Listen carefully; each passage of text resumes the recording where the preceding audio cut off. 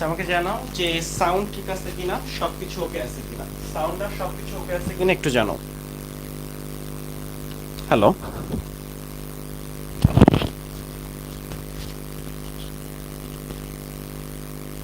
একটা সেকেন্ড।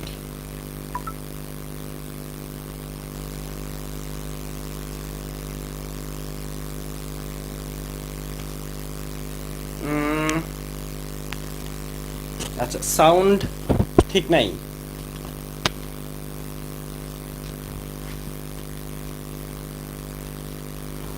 আচ্ছা সাউন্ড ঝিরঝির করতেছে।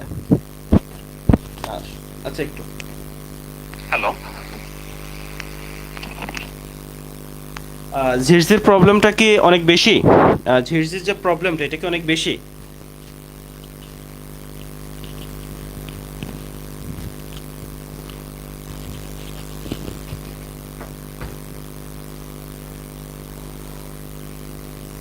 আচ্ছা একটু আমাকে জানাও যে ঝিরঝির প্রবলেমটা একটু বেশি কিনা, মানে যেটা আছে সেটা আমরা। আচ্ছা বিটিভি ঝিরঝির, আমি কথা বললেও কি সাউন্ডটা হচ্ছে? হ্যালো। ঝিরঝির প্রবলেমটা কি অনেক বেশি? ঝিরঝির প্রবলেমটা কি অনেক বেশি? মানে আমি কি ক্লাস আসলে কন্টিনিউ করব, কারণ এটা সেকেন্ড মাইক্রোফোন। সো আমার কাছে আসলে ওয়ালাইকুম আসসালাম, নমস্কার। আচ্ছা সবাই জয়েন করো। আহ, আচ্ছা সমস্যা বেশি হচ্ছে।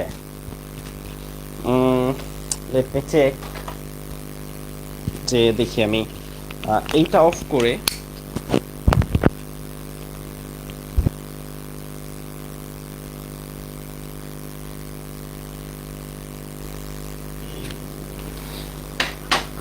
হ্যালো। হ্যালো।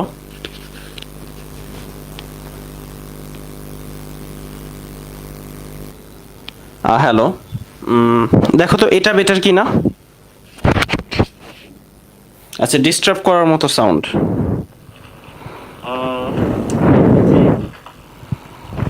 যে দেখি আমি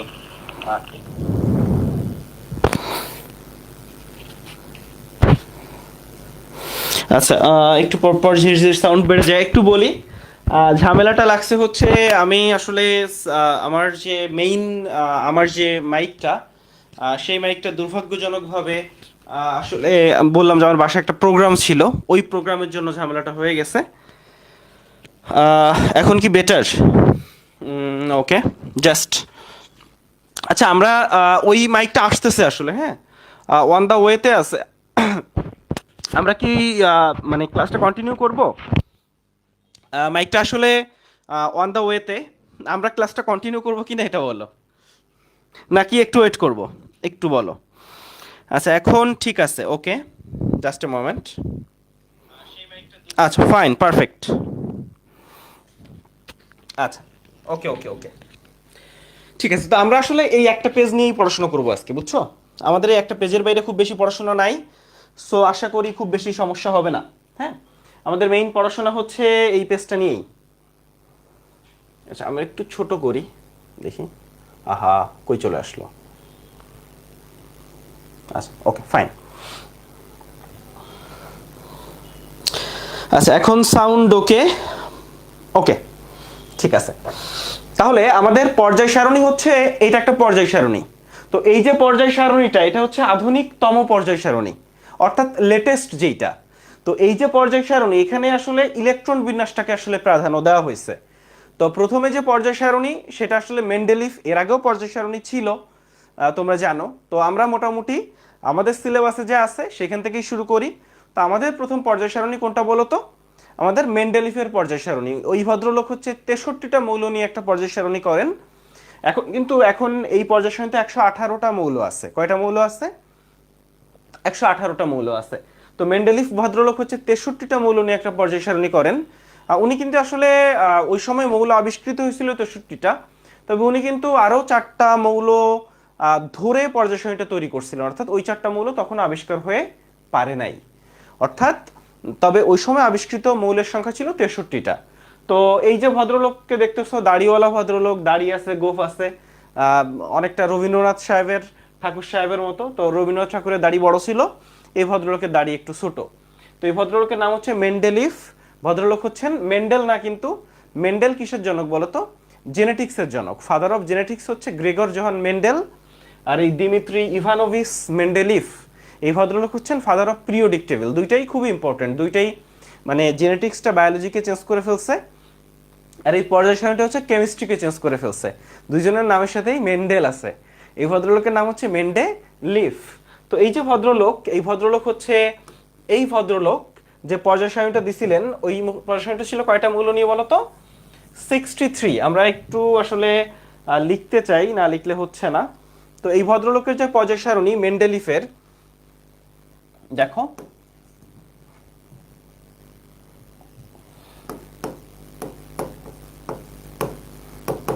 মেন্ডেলিফ সাহেবের, ওনার মৌল ছিল হচ্ছে 63টা। তো মৌল ছিল 63টা, পর্যায় কয়টা ছিল, গ্রুপ কয়টা ছিল বলো তো আমাকে একটু? পর্যায় কয়টা ছিল, গ্রুপ কয়টা ছিল? তো ওনার পর্যায় ছিল 12টা। আমি একটু এভাবে লিখি, মৌল, পর্যায়, গ্রুপ। এই তো ওনার পর্যায় সারণীর ভিত্তি ছিল পারমাণবিক ভর, কিন্তু ঠিক আছে। তাহলে মৌল ছিল হচ্ছে 63টা, পর্যায় ছিল 12টা, গ্রুপ ছিল 8টা। তখন কিন্তু ব্যাপারটা উল্টা ছিল। আধুনিক পর্যায় সারণী যেটা, আর ওনার পর্যায় সারণীর যে ভিত্তি ছিল সেটা হচ্ছে পারমাণবিক ভরের উপর ভিত্তি করে এই ভদ্রলোক 63টা মৌল, 12টি পর্যায়, 8টা গ্রুপ, এবং ওনার পর্যায় সারণীর ভিত্তি ছিল পারমাণবিক ভর। তো পরবর্তীতে কিন্তু পারমাণবিক সংখ্যা আবিষ্কার করেন হচ্ছে মোসলে। কে আবিষ্কার করেন বলতো? পারমাণবিক সংখ্যা আবিষ্কার করেন কে? পারমাণবিক সংখ্যা আবিষ্কার করেন হচ্ছে মোসলে।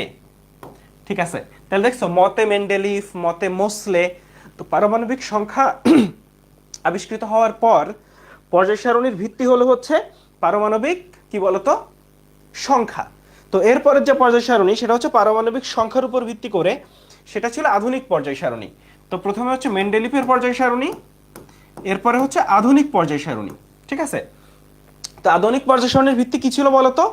এইটার ভিত্তি ছিল, এখানে কিন্তু আসলে বর্তমান যেটা আছে সেইটাই, যে বর্তমানে কয়টা পর্যায় আছে বলতো?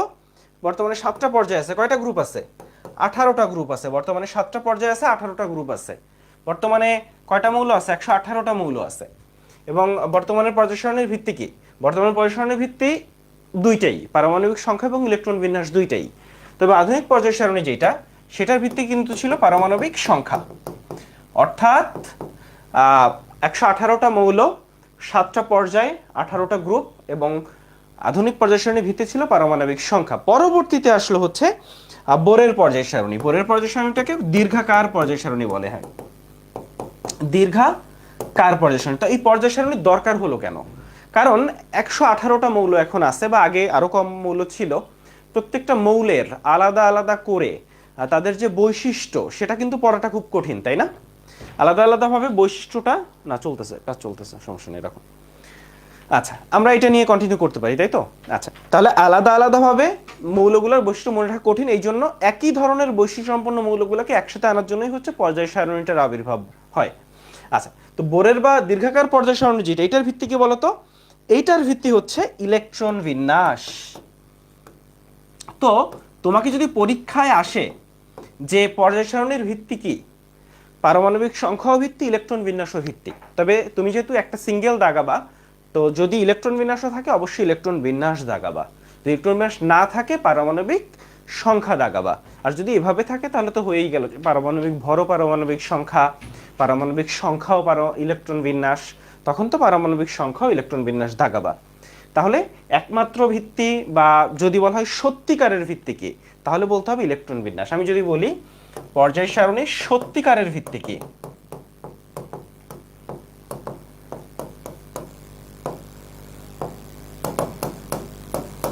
তাহলে কি বলতে হবে ভাইয়া? ইলেকট্রন বিন্যাস। পর্যায় সারণীর সত্যিকারের ভিত্তি হচ্ছে ইলেকট্রন বিন্যাস। পর্যায় সারণীর সত্যিকারের যে ভিত্তি সেটা হচ্ছে ইলেকট্রন বিন্যাস।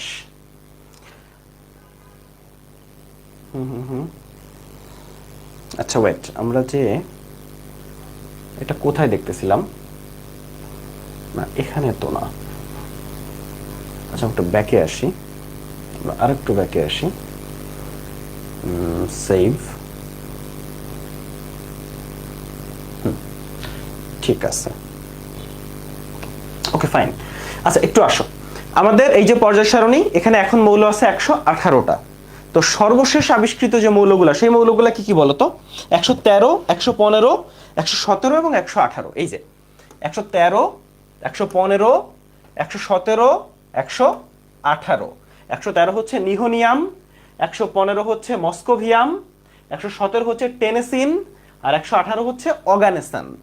যদি জিজ্ঞেস করে সবচেয়ে শেষে আবিষ্কৃত মৌল এই চারটা, এবং এগুলা কিন্তু খুব বেশি দিন হয় নাই আবিষ্কৃত হয়েছে। বলতো কত সালে আবিষ্কৃত হয়েছে? এই যে লাস্টের চারটা মৌল, এটা কত সালে আবিষ্কৃত হয়েছে? তো যদি বলা হয় সর্বশেষ মৌল কোনটা, সেটা হচ্ছে অগানাসান। তাহলে এখানে টোটাল মৌল আছে হচ্ছে 118টা। আবারও বলি, 113 নম্বর নিহোনিয়াম, 115 নম্বর মস্কোভিয়াম, 117 নম্বর টেনেসিন এবং 118 নম্বর হচ্ছে অগানেসান। আমাদের এই চারটা মৌল হচ্ছে সর্বশেষ আবিষ্কৃত মৌল। আচ্ছা, এই আলোচনা শেষ। এখন আসো, এই যে 118টা মৌল, একে চারটা ব্লকে ভাগ করছে। কয়টা ব্লক? চারটা ব্লক। চারটা ব্লক মানে চারটা ভাগ। যেমন যে কোনো একটা এরিয়াতে চারটা এরকম ব্লক ব্লক থাকে না, A block, B block, C block, D block, এরকম এরা চারটা ব্লকে ভাগ করছে। একটা ব্লকের নাম এস ব্লক, একটা ব্লকের নাম হচ্ছে পি ব্লক, একটা ব্লকের নাম হচ্ছে ডি ব্লক, আর একটা ব্লকের নাম হচ্ছে এফ ব্লক। তো এফ ব্লকটা হচ্ছে এখানে অবস্থিত।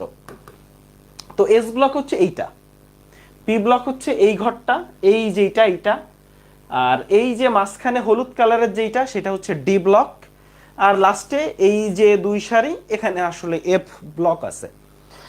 ব্লকগুলা কিভাবে ভাগ করছে? তুমি জানো এই মৌলগুলোর ইলেকট্রন বিন্যাস করছে। ইলেকট্রন বিন্যাস করে শেষ ইলেকট্রন যেটা, ধরো সোডিয়ামের ইলেকট্রন বিন্যাস দেখো, শেষ ইলেকট্রনটা আসছে 3s1 অরবিটালে। তাহলে শেষ ইলেকট্রনটা এস অরবিটালে, অর্থাৎ কোন অরবিটাল ইলেকট্রনটা ঢুকছে। এখন নরমালি অরবিটাল চারটা, এস, পি, ডি আর এফ, তাই না? এই 118টা মৌল এই চারটা অরবিটালেই ঢুকে, এর বাইরে কোন অরবিটালে যায় না। যদি ফিউচারে আরো মৌল আবিষ্কৃত হয় তখন হয়তো এখান থেকে বেরোয় যাবে, সেটা আলাদা কথা।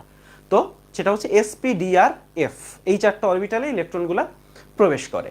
এখন এখানে এস অরবিটালে শেষ ইলেকট্রনটা প্রবেশ করলে সেটা এস ব্লকের, পি অরবিটালে শেষ ইলেকট্রনটা প্রবেশ করলে সেটা পি ব্লকের, ডি অরবিটালে প্রবেশ করলে আর এফ অরবিটালে প্রবেশ করলে। তাহলে এখানে যারা আছে তারা হচ্ছে এস ব্লক, এখানে যারা আছে তারা হচ্ছে পি ব্লক। তো এখানে একটা মৌল নিয়ে একটু ঝামেলা আছে। তুমি একটা জিনিস খেয়াল করো, যে এখানে একটা করে ফাঁকা আছে, হ্যাঁ, আবার মনে আসছে না যে এখানে একটা মৌল আসলে বেশি আছে। তো এখানে ঝামেলাটা হয়েছে হিলিয়াম রে নিয়ে, বুঝছো? ঝামেলাটা হয়েছে কারে নিয়ে? হিলিয়াম রে নিয়ে।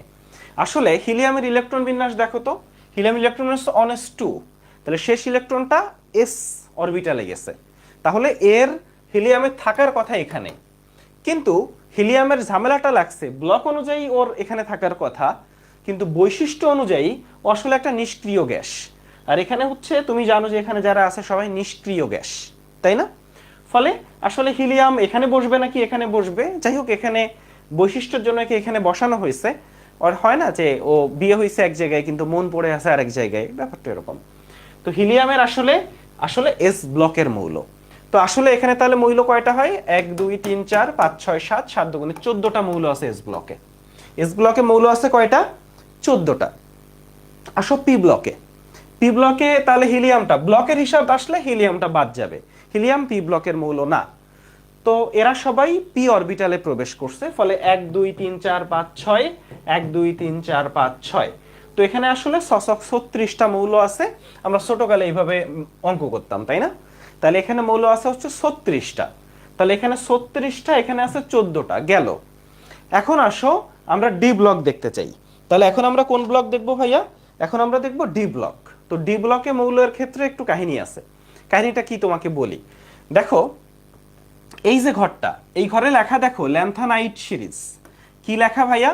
Lanthanide series. এই ব্লকে এখানে লেখা হচ্ছে ল্যান্থানাইট সিরিজ। আবার এই যে ঘরটা, এই ঘরে লেখা হচ্ছে অ্যাক্টিনাইট সিরিজ। তো ঘটনা হচ্ছে এই ল্যান্থানাইট সিরিজের মৌলগুলো দেখো এখানে আছে 15টা। হ্যাঁ, অ্যাক্টিনাইট সিরিজের মৌলগুলো আছে এখানে 15টা। তো এখানে আসলে একটা ঘরে তো আর 15টা মৌলকে জায়গা দেওয়া সম্ভব না, এই জন্যই 15টা মৌলকে এখানে আলাদা করে লিখছে। এই অ্যাক্টিনাইট সিরিজের যে 15টা মৌল, এই 15টা মৌলটাকে আর এখানে জায়গা, একটা ঘরে জায়গা দেওয়া সম্ভব না, এই জন্য এদেরকে আলাদা করে লিখছে। এখন এই যে ডি ব্লক মৌল, এটা আসলে আছে 41টা। কয়টা মৌল আছে? 41টা। তো 41টা মৌল কি কি একটু তোমাকে বলি। 41টা মৌল হচ্ছে, এখানে যারা আছে তারা তো আছে, আর এর মধ্যে এই ল্যান্থানাম মৌলটার আসলে ইলেকট্রন বিন্যাসে ডি ঘরে গেছে, অ্যাক্টিনিয়ামটা ডি অরবিটালে গেছে শেষ ইলেকট্রনটা, আর থোরিয়ামটা শেষ ইলেকট্রনটা ডি ঘরে গেছে। মানে মোট এখানে 38টা মৌল আছে। কয়টা মৌল আছে? এখানে আছে 38টা মৌল, আর এই তিনটা মোট হইল ডি ব্লকে 41টা মৌল। ঠিক আছে। আর এফ অরবিটালে কারা গেছে? এই ল্যান্থানাইডের 15টার মধ্যে ল্যান্থানাম বাদে 14টা, অ্যাক্টিনাইডের 15টার মধ্যে অ্যাক্টিনিয়াম আর থোরিয়াম বাদে 13টা, 14 আর 13টা 27টা। ফলে এফ ব্লকে মৌল আসছে হচ্ছে টোটাল 27টা। বোঝা গেল? তাহলে ল্যান্থানাইডে মৌল 15টা, অ্যাক্টিনাইডে মৌল 15টা, তো ল্যান্থানাইড অ্যাক্টিনাইড মিলে মৌল হচ্ছে 30টা। ঠিক আছে। কিন্তু যদি এফ ব্লকের মৌল বলি, এফ ব্লক হচ্ছে কয়টা? 27টা। 27টা কিভাবে? ল্যান্থানাইডের প্রথমটা আর অ্যাক্টিনাইডের প্রথম দুইটা, এই দুইটা আসলে ডি ব্লকে গেছে, ফলে এই তিনটা আর এখানে 38টা আছে। মোট 41টা হচ্ছে ডি ব্লকে, আর এফ ব্লকে হচ্ছে 27টা। 41টা ডি ব্লকে আর এফ ব্লকে হচ্ছে 27টা। ঠিক আছে। তাহলে খেয়াল করো, আমরা আবার একটু দেখি এস ব্লকে, এই ব্লকে কোন ব্লকে কয়টা মৌল, এটা দুইবার মেডিকেল ভর্তি পরীক্ষায় আসছে। খুব সহজ প্রশ্ন। তো এইগুলো বুঝে বুঝে পড়লে তুমি ভুল করবা না, আর মুখস্থ করলে যে কোনো সময় ভুলে যেতে পারো বেশি টেনশনে। এই জন্য কেমিস্ট্রিটা চেষ্টা করবা যতটা বুঝে পড়া যায়। আচ্ছা, তো এখানে আছে 14টা মৌল, 36টা মৌল, 41টা মৌল, 27টা মৌল, ব্লকের হিসাব বাদ। এখন ব্লকের হিসাব শেষ। এসপিডিএফ 4টা ব্লক। এখন আসো পর্যায়ে। পর্যায়গুলা হচ্ছে এভাবে: 1 নাম্বার পর্যায়, 2 নাম্বার পর্যায়, 3 নাম্বার পর্যায়, 4, 5, 6, 7। এখন তুমি বলতে পারো ভাই এরা কোন পর্যায়ে? খেয়াল করো, এই ল্যান্থানাইট 15টা জায়গা কিন্তু এখানে, ফলে ল্যান্থানাইডের যারা আছে সবাই 6 নাম্বার পর্যায়ে আমি বলতে পারি? পারি না। ল্যান্থানাইডের যারা আছে সবাই আসলে 6 নাম্বার পর্যায়ের মৌল। আচ্ছা, এখন আসে অ্যাক্টিনাইডগুলা হচ্ছে এখানে, কিন্তু আমি জায়গা দিতে পারি নাই বলে নিচে এক সারিতে লিখছি। ফলে অ্যাক্টিনাইডের যে 15টা, এরা সবাই হচ্ছে এই 7 নাম্বার পর্যায়ের মৌল। ঠিক আছে। তাহলে আমার টোটাল পর্যায় আছে কয়টা? 7টা। 1, 2, 3, 4, 5, 6, 7। ঠিক আছে। এখন কোন পর্যায়ে কয়টা মৌল আছে এটাও একটু দেখা দরকার না? এখানে একটা মজার জিনিস আছে, খেয়াল করো। 1 নাম্বার পর্যায়ে যেটা, এখানে মাত্র একটা দুইটা মৌল আছে। 2 নাম্বার পর্যায়ে গুণও 8টা মৌল পাবা। 3 নাম্বার পর্যায়ে গুণও কয়টা মৌল পাবা? 8টা মৌল পাবা। আচ্ছা, কিন্তু 4 আর 5 নাম্বারে কিন্তু মৌলের সংখ্যা হুট করে বেড়ে যাবে এবং ভালোই বাড়বে। 4 পর্যায়ে হচ্ছে 18টা মৌল আছে। কয়টা মৌল আছে? 18টা মৌল আছে। 5 নাম্বার পর্যায়ে 18টা মৌল আছে। 6 নাম্বার পর্যায়ে গুণও, আসলে ল্যান্থানাইডের 15টাও এখানে ঢুকাবা, অ্যাক্টিনাইডের 15টাও এখানে ঢুকাইতে হবে। ঢুকাইলে দেখবা 6 নাম্বার পর্যায়ে 32টা মৌল আছে, 7 নাম্বার পর্যায়েও 32টা মৌল আছে। তাহলে এখানে আমরা কয়টা পর্যায়ে ভাগ করতেছি? আর 7টা পর্যায়ে ভাগ করতেছি। এখানে পর্যায়গুলো নিয়ে সামান্য একটু কথা আছে। পর্যায়গুলো নিয়ে সামান্য একটু কথা আছে। চলো আমরা সামান্য একটু কথা জানি। তাহলে পর্যায়গুলো নিয়ে যে কথা, সেটা হচ্ছে, ধরো আমরা এভাবে যদি বলি, প্রথম পর্যায়, দ্বিতীয়।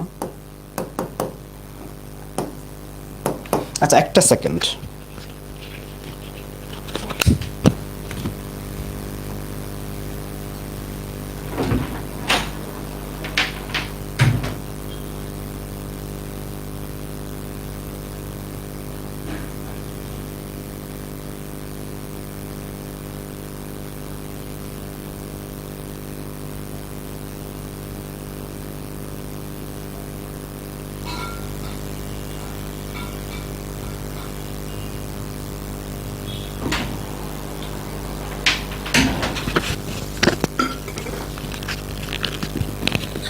আচ্ছা, খেয়াল করো।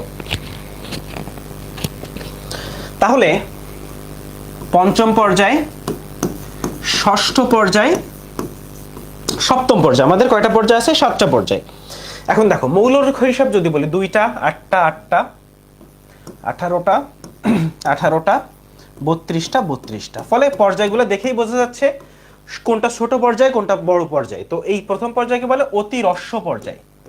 অতি হ্রস্ব পর্যায়, মানে অতি হ্রস্ব মানে অতি সংক্ষিপ্ত, আবার অতি সংক্ষিপ্ত পর্যায়ও বলে। ফলে এইটাকে হ্রস্ব পর্যায় বলে, এইটাকেও হ্রস্ব পর্যায় বলে। একটু বলে রাখি, এই 2 আর 3 নাম্বার পর্যায়কে আদর্শ পর্যায়ও বলে।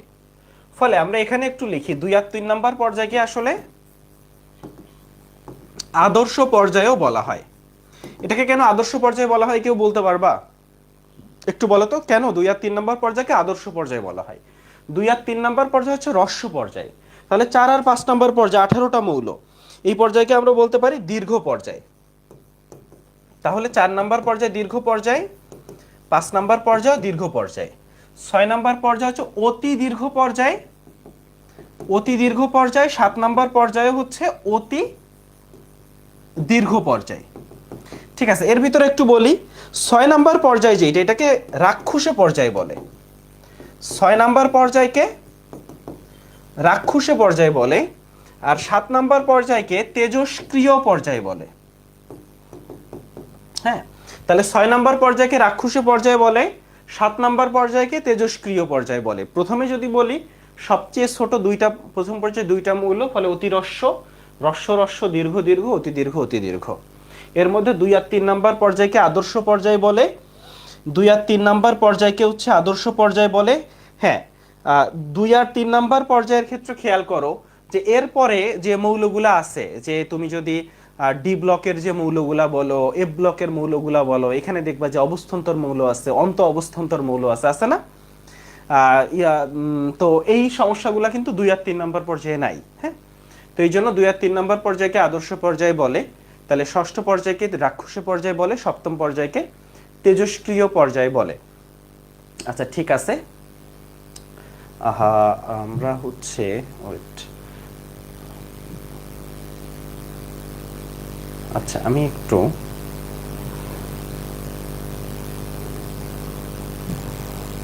আমি এই পেজটাতে কেন যেতে পারতেছি না? এটা কি ক্রমে?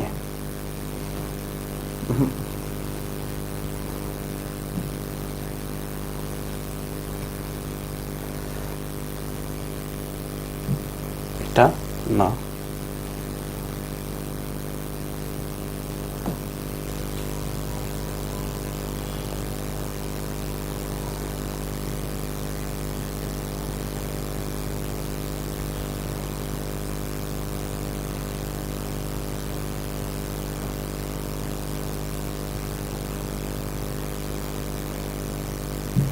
আচ্ছা ওয়েট, আমার হচ্ছে কানেকশনে যেতে হবে সম্ভবত।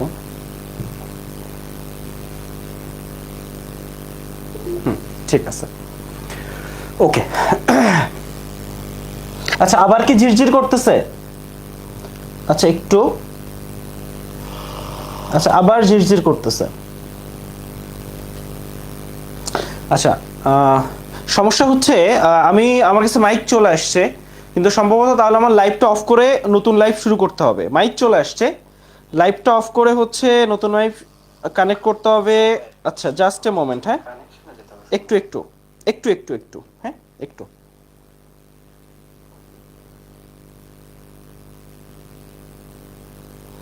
যদি ঠিক না হয় তাহলে আমরা লাইভটা অফ করে হচ্ছে লাইভ,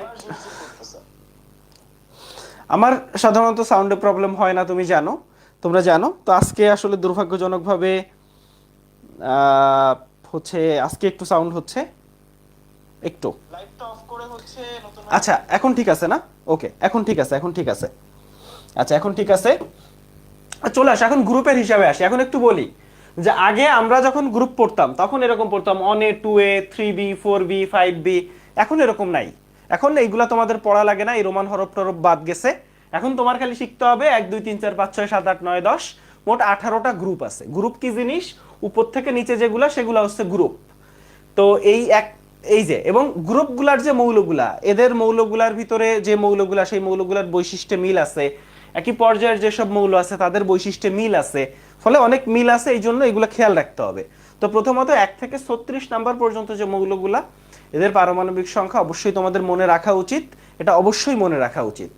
আসো তাহলে এই গ্রুপের মধ্যে আবারও বলি, গ্রুপ 1 যারা, গ্রুপ 2 যারা, তো গ্রুপ 1 গুলাকে বলে ক্ষার ধাতু। গ্রুপ 1 এ যারা আছে তাদেরকে কি বলে ভাইয়া?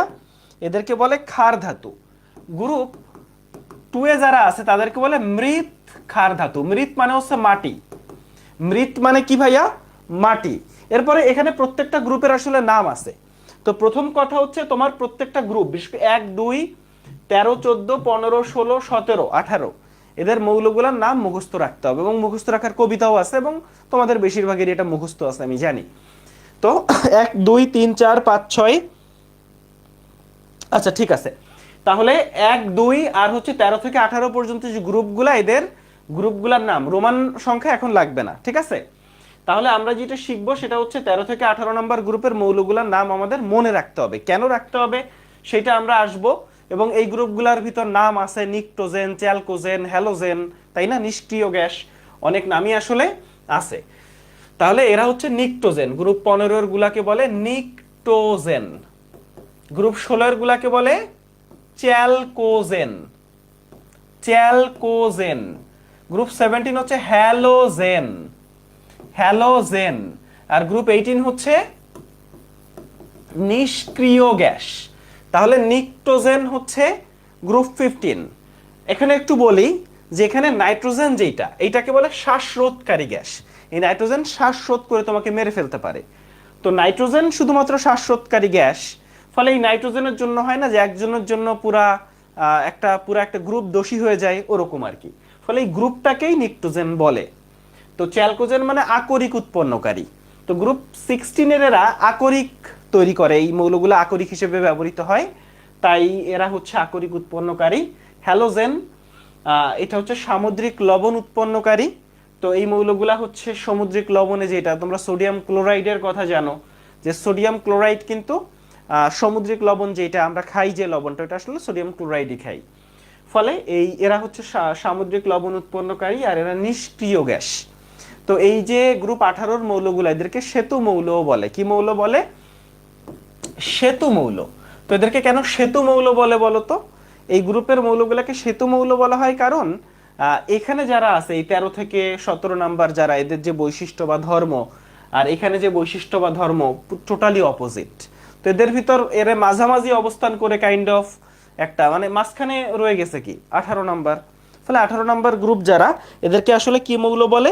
সেতু মৌল বলে। 18 নাম্বার গ্রুপের যে মৌলগুলা, এখন এই যে 118টা মৌল আছে, 118টা মৌলের যদি আমরা একটু আসি, যে এখানে যারা আছে তারা কিন্তু ধাতু। আচ্ছা, এখানে যারা আছে তারাও ধাতু। আচ্ছা, এর বাইরে আরো কিছু জিনিস আছে। কিছু দেখবা যে মানুষের চিহ্ন আছে, দেখছো? এই যে মানুষ দাঁড়ায় আছে, যেগুলাতে দেখবা যে মানুষ দাঁড়ায় আছে, মনে রাখবা এগুলো মানুষ আবিষ্কার করছে। মৌল, এগুলা মৌল, কিন্তু এগুলা কৃত্রিম মৌল। ল্যাবে বিজ্ঞানীরা হচ্ছে এগুলাকে সংশ্লেষ করছে, ল্যাবে পৃথক করছে। আর যেগুলাতে এরকম চিহ্ন আছে, এরা হচ্ছে তেজস্ক্রিয় মৌল। এদেরকে কি বলে ভাইয়া? তেজস্ক্রিয় মৌল। ফলে এইরকম চিহ্ন এখানে আছে, যে মানুষের চিহ্ন থাকলে কৃত্রিম মৌল, আর এই চিহ্ন থাকলে এরা হচ্ছে তেজস্ক্রিয় মৌল। আচ্ছা, এটা গেল। এখন আসো আমরা একটু কিছু জিনিস দেখি। সেটা হচ্ছে, আচ্ছা, টোটাল 118টা মৌল আছে। এরা ধাতু, হ্যাঁ, এরাও ধাতু, এরাও ধাতু, এখানেও ধাতু আছে। ফলে বোঝাই যাচ্ছে বেশিরভাগই ধাতু। তো এই যে 118টা মৌল আছে, এর মধ্যে ধাতু কয়টা জানো? ধাতু হচ্ছে 94টা। ধাতু কয়টা ভাইয়া? 94টা। ধাতু হচ্ছে 94টা। আর অর্ধধাতু আছে 6টা, অর্ধধাতু বা অপধাতু। আর 18টা আছে হচ্ছে অধাতু। এবং 18টার সবাই হচ্ছে এই পি ব্লকে। 18টার সবাই কোথায়? এই পি ব্লকে। ফলে এস ব্লক বলো, ডি ব্লক বলো, এফ ব্লক বলো, সবাই হচ্ছে ধাতু। ফলে এই অর্ধধাতু 6টা বা অপধাতু 6টা, এরাও এখানে, আবার অধাতু 6টা, এরাও এখানে। তো দেখে বুঝতেও পারতেছো তুমি, এই যে গাঢ় কালারের যেগুলা, গাঢ় কালারের গুলা হচ্ছে ধাতু। এখানে যে গাঢ় কালার গুলা, এগুলা ধাতু। আর একেবারে হালকা কালার কয়টা দেখতেছো? এই একটা খুবই হালকা, এই একটা, এই দুইটা, এই দুইটা, এই 6টা হচ্ছে, এই 6টা হচ্ছে অপধাতু বা কি বলে, অর্ধধাতু বা মেটালয়েড। এই 6টা হচ্ছে অপধাতু, অর্ধধাতু বা মেটালয়েড। আর এখানে যারা আছে, এখানে যারা আছে, এখানে যারা আছে, এই সবাই হচ্ছে অধাতু। তাহলে এই এই এই এখানে যারা আছে তারা হচ্ছে সবাই অধাতু। বোঝা গেছে? তাহলে আমরা অধাতু 18টা আছে, এগুলো মুখস্থ করার দরকার নেই। আমরা কি কি শিখবো সেটা দেখো, চলো একটু দেখি। তা আমরা এখানে যা যা দেখতে চাই সেটা হচ্ছে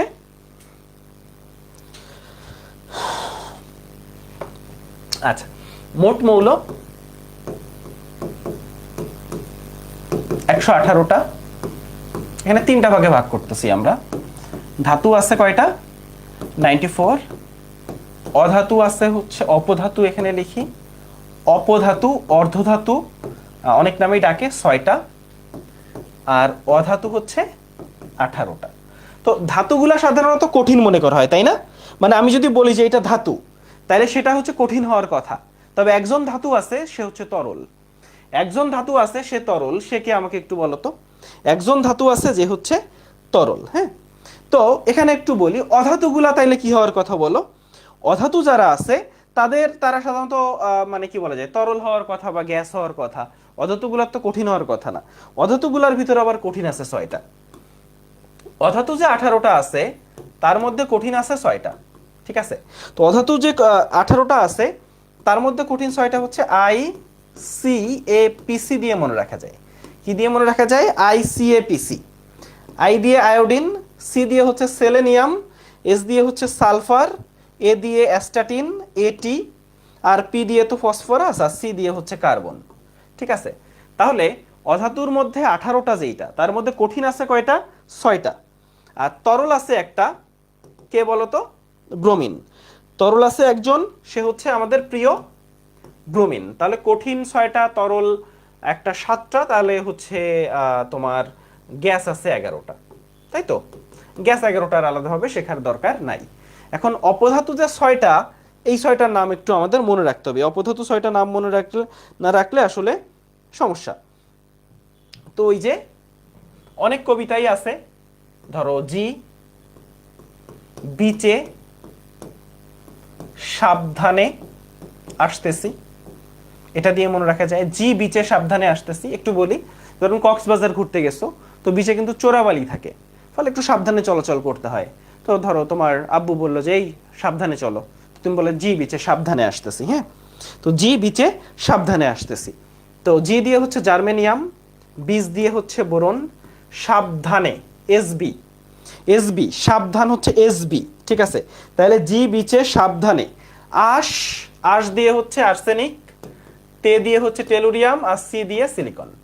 তাহলে আসতেছি, জি বিচে সাবধানে আসতেছি।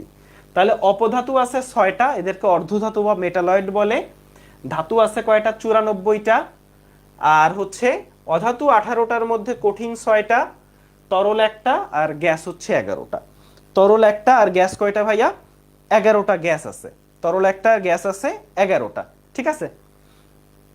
আচ্ছা, ঠিক আছে। এখন আসো আমরা একটু পর্যায় সারণীতেই যাই।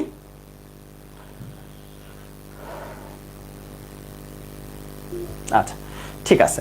তাহলে গ্রুপ 1 এর ধাতুগুলা এরা হচ্ছে ক্ষার ধাতু। গ্রুপ 1 এর যারা তারা হচ্ছে ক্ষার ধাতু। গ্রুপ 2 এর যারা তাদেরকে বলা হয় মৃৎ ক্ষার। এগুলো আমরা লিখছি এর আগে। তবে এর বাইরেও আরো কিছু জিনিস আসলে আমাদের জানা দরকার। তো এর ভিতর কপার, সিলভার আর গোল্ড, এই যে কপার, সিলভার আর গোল্ড, এই তিনটা দিয়ে কয়েন বানায়। কয়েন, ওই যে বিভিন্ন কয়েন দেখো না, তো কয়েন বানায় এই তিনটা দিয়ে। যদি গোল্ড দিয়ে এখন কয়েন বানায় না, আগের দিনে বানাইতো, ঠিক আছে? তাহলে কপার, সিলভার আর গোল্ড, এই তিনটা দিয়ে হচ্ছে মুদ্রা ধাতু। এই তিনটাকে কি বলে ভাইয়া? মুদ্রা ধাতু, ঠিক আছে? আচ্ছা, অভিজাত ধাতুর মধ্যে কিন্তু এখানেও আছে। তো অভিজাত ধাতু কি কি? প্লাটিনাম, সিলভার আর গোল্ড। দেখো, তাহলে অভিজাত ধাতু আমি একটু অন্য কালার দিয়ে দেখাই। তো অভিজাত ধাতু হচ্ছে প্লাটিনাম, সিলভার আর গোল্ড। মানে জাস্ট কপারের জায়গায় প্লাটিনাম আসছে। তো প্লাটিনাম, সিলভার, গোল্ড, এই তিনটাকে বলা অভিজাত ধাতু, কারণ এই তিনটা হচ্ছে একটু দুষ্প্রাপ্য, দামি ধাতু সহজ ভাষায়। তো এই তিনটা হচ্ছে, এই নীল কালি দিয়ে যে তিনটা লিখলাম, এরা তিনজন হচ্ছে অভিজাত। তাহলে আবারও বলি, প্লাটিনাম, সিলভার, গোল্ড, এই তিনজন অভিজাত। আর কপার, সিলভার, গোল্ড, এই তিনজন হচ্ছে মুদ্রা। এই তিনজন কি বলছি ভাইয়া? মুদ্রা। এখন আসো আমরা যেটা দেখতেছিলাম, তাহলে এরা কারা বলতো? নিকটোজেন, এন দিয়ে লিখলাম। এরা হচ্ছে নিকটোজেন, এরা হচ্ছে চ্যালকোজেন, এরা হ্যালোজেন। তাহলে 15, 16, 17 নিকটোজেন, চ্যালকোজেন আর হ্যালোজেন। আর এরা হচ্ছে নিষ্ক্রিয় মৌল, আমি এভাবে লিখলাম। গ্রুপ 18 যে মৌলগুলো এদেরকে আমরা কি বলতেছি ভাইয়া? নিষ্ক্রিয় মৌল। এখন একটু বলি, এই গ্রুপ 2 এর যারা তারা হচ্ছে মৃৎ ক্ষার ধাতু, আর এই ল্যান্থানাইট যারা অর্থাৎ গ্রুপ 15 এদেরকে বলা হয় বিরল মৃত্তিকা মৌল। বিরল মৃত্তিকা।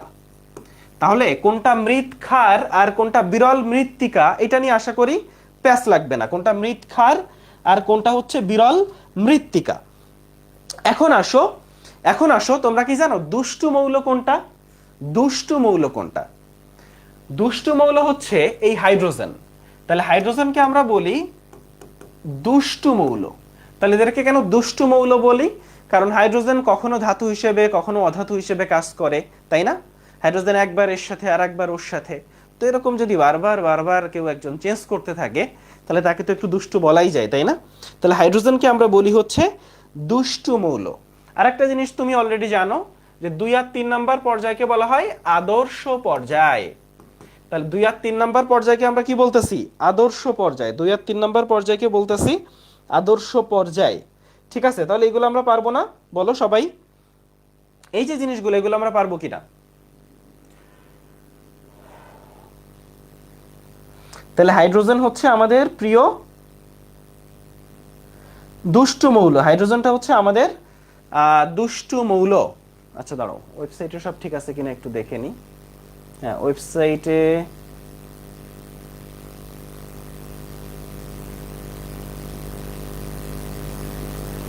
আচ্ছা, তাহলে আমাদের এরা হচ্ছে বিরল মৃত্তিকার। অ্যাক্টিনাইট যারা, তুমি দেখো যে এখানে সবাই আছে তেজস্ক্রিয়, দেখো সবার সাথে তেজস্ক্রিয় চিহ্নটা আছে। তাহলে অ্যাক্টিনাইট গুলোকে আমরা তেজস্ক্রিয় বলতেই পারি, বলতে পারি না? অ্যাক্টিনাইট যারা এদেরকে আমরা তেজস্ক্রিয় বলতে পারি। ঠিক আছে, এখন এখানে আরো কিছু জিনিস আসলে দেখার আছে, এগুলা তো আমরা দেখলাম। ওকে, এই পর্যন্ত কারো কোনো কোশ্চেন আছে কিনা বলো? এই পর্যন্ত কারো কোনো কোশ্চেন আছে কিনা? ল্যান্থানাইটকে হচ্ছে বিরল মৃত্তিকা মৌল বলে, ল্যান্থানাইটকে বিরল মৃত্তিকা মৌল বলে। আর অ্যাক্টিনাইট যারা এদেরকে তেজস্ক্রিয় মৌল বলে। অ্যাক্টিনাইট গুলাকে কি বলে? তেজস্ক্রিয় মৌল। হ্যাঁ, অ্যাক্টিনাইট সিরিজ যারা এরা হচ্ছে তেজস্ক্রিয় মৌল। ওকে, বা আমাদের এই এই এই সারির যারা আছে অর্থাৎ 7 নাম্বার পর্যায়ের যারা, এরাও আসলে তেজস্ক্রিয় মৌল। অ্যাক্টিনাইট গুলা বা 7 নাম্বার পর্যায়ের মৌলগুলোকে তেজস্ক্রিয় মৌল বলে। তাহলে আমাদের এই তিনজন হচ্ছে তোমার কি বলা যায়, এই যে কপার, সিলভার আর গোল্ড, এই তিনজন হচ্ছে তোমার মুদ্রা ধাতু, আর প্লাটিনাম, সিলভার আর গোল্ড এই তিনজন হচ্ছে তোমার অভিজাত ধাতু। এই যে তিনজন আমরা পাইলাম, এই তিনজন হচ্ছে অভিজাত ধাতু। এখন আমরা আসলে পর্যায় নির্ণয়, গ্রুপ নির্ণয় এই জায়গাগুলোতে আসব। তার আগে তোমাদের আরেকটা জিনিস একটু তোমাদের বলি। হ্যাঁ, বাকি আরেকটা জিনিস বলি, সেটা হচ্ছে এখানে স্ক্যান্ডানিয়াম, ইট্রিয়াম, একটু আমি মুছে দিচ্ছি এটা। হ্যাঁ, মুছে দিচ্ছি। দেখো, স্ক্যান্ডানিয়াম, ইট্রিয়াম এই যে ডি ব্লক মৌল, স্ক্যান্ডানিয়াম, ইট্রিয়াম, জিঙ্ক, ক্যাডমিয়াম, মার্কারি। হ্যাঁ, এই যে এইটা বাদ, কপারনিসিয়ামটা বাদ দিচ্ছি কারণ এটা তেজস্ক্রিয়, এটা বাদ। হ্যাঁ, তো এই 5টা মৌল তোমরা শুনছো না যে ডি ব্লক মৌলগুলো হচ্ছে অবস্থান্তর মৌল হয়। ডি ব্লক মৌলগুলো হচ্ছে অবস্থান্তর মৌল, তাই না? কিন্তু ব্যতিক্রম আছে। ব্যতিক্রম কি কি বলতো? এই দুইটা আর এইগুলা, মানে এই তিনটা আর এই দুইটা ব্যতিক্রম। বুঝা গেছে? তাহলে ডি ব্লক মৌলগুলো হচ্ছে অবস্থান্তর মৌল, কিন্তু এই দুইটা আর এই তিনটা হচ্ছে ব্যতিক্রম। ওকে, আচ্ছা, আরেকটা জিনিস একটু বলি। একটা জিনিস খেয়াল করো যে ধরো একই গ্রুপের মৌল এগুলা, তাই না? এরা একই গ্রুপের মৌল। এখন একই গ্রুপে যখন নিচের দিকে আসতেছে, দেখো হাইড্রোজেনের শেষ ইলেকট্রনটা 1s 1 এ গেছে, লিথিয়ামের 2s 1 এ গেছে, সোডিয়ামের 3s 1 এ গেছে, পটাশিয়ামের 4s 1 এ গেছে, এই যে রুবিডিয়ামের 5s 1 এ গেছে। মানে কি? একটা করে শক্তি স্তর বাড়তেছে, তাই না? যত নিচের দিকে আসতেছে একটা করে শক্তি স্তর বাড়তেছে। কি বাড়তেছে? আবারও বলি, শক্তি স্তর বাড়তেছে। আচ্ছা, তাহলে এদিকে যদি যাও, একই পর্যায়ে যত এই বাম থেকে ডানের দিকে যাচ্ছে তত কি বাড়ে বলো তো? এদিকে গেলে কি বাড়ে? কিসের স্তর বাড়ে? এদিকে গেলে উপশক্তি স্তর বাড়ে। ঠিক আছে, তাহলে এদিকে আসলে শক্তি স্তর বাড়ে, একটা করে শক্তি স্তর বাড়ে। আর যত এদিকে আসতে থাকো তত একটা করে উপশক্তি স্তর বাড়ে, একটা করে উপশক্তি স্তর বাড়ে। এখন শক্তি স্তর যদি বাড়ে তাহলে আকার বড় হয় না ছোট হয় বলো তো? যত নিচের দিকে আসতেছে তত একটা করে স্তর বাড়তেছে, একটা শক্তি স্তর বাড়তেছে, তাহলে আকার বড় হচ্ছে না? তত আকার বড় হচ্ছে। যেমন ধরো আমি তোমাকে একটু দেখাই,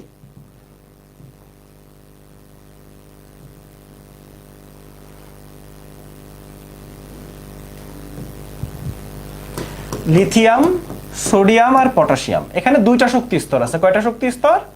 দুইটা। এখানে কয়টা শক্তি স্তর আছে? তিনটা শক্তি স্তর আছে। পটাশিয়ামে কয়টা শক্তি স্তর আছে বলো তো? চারটা শক্তি স্তর আছে। ফলে এটা থেকে এটার আকার বেশি, এটা থেকে এটার আকার বেশি।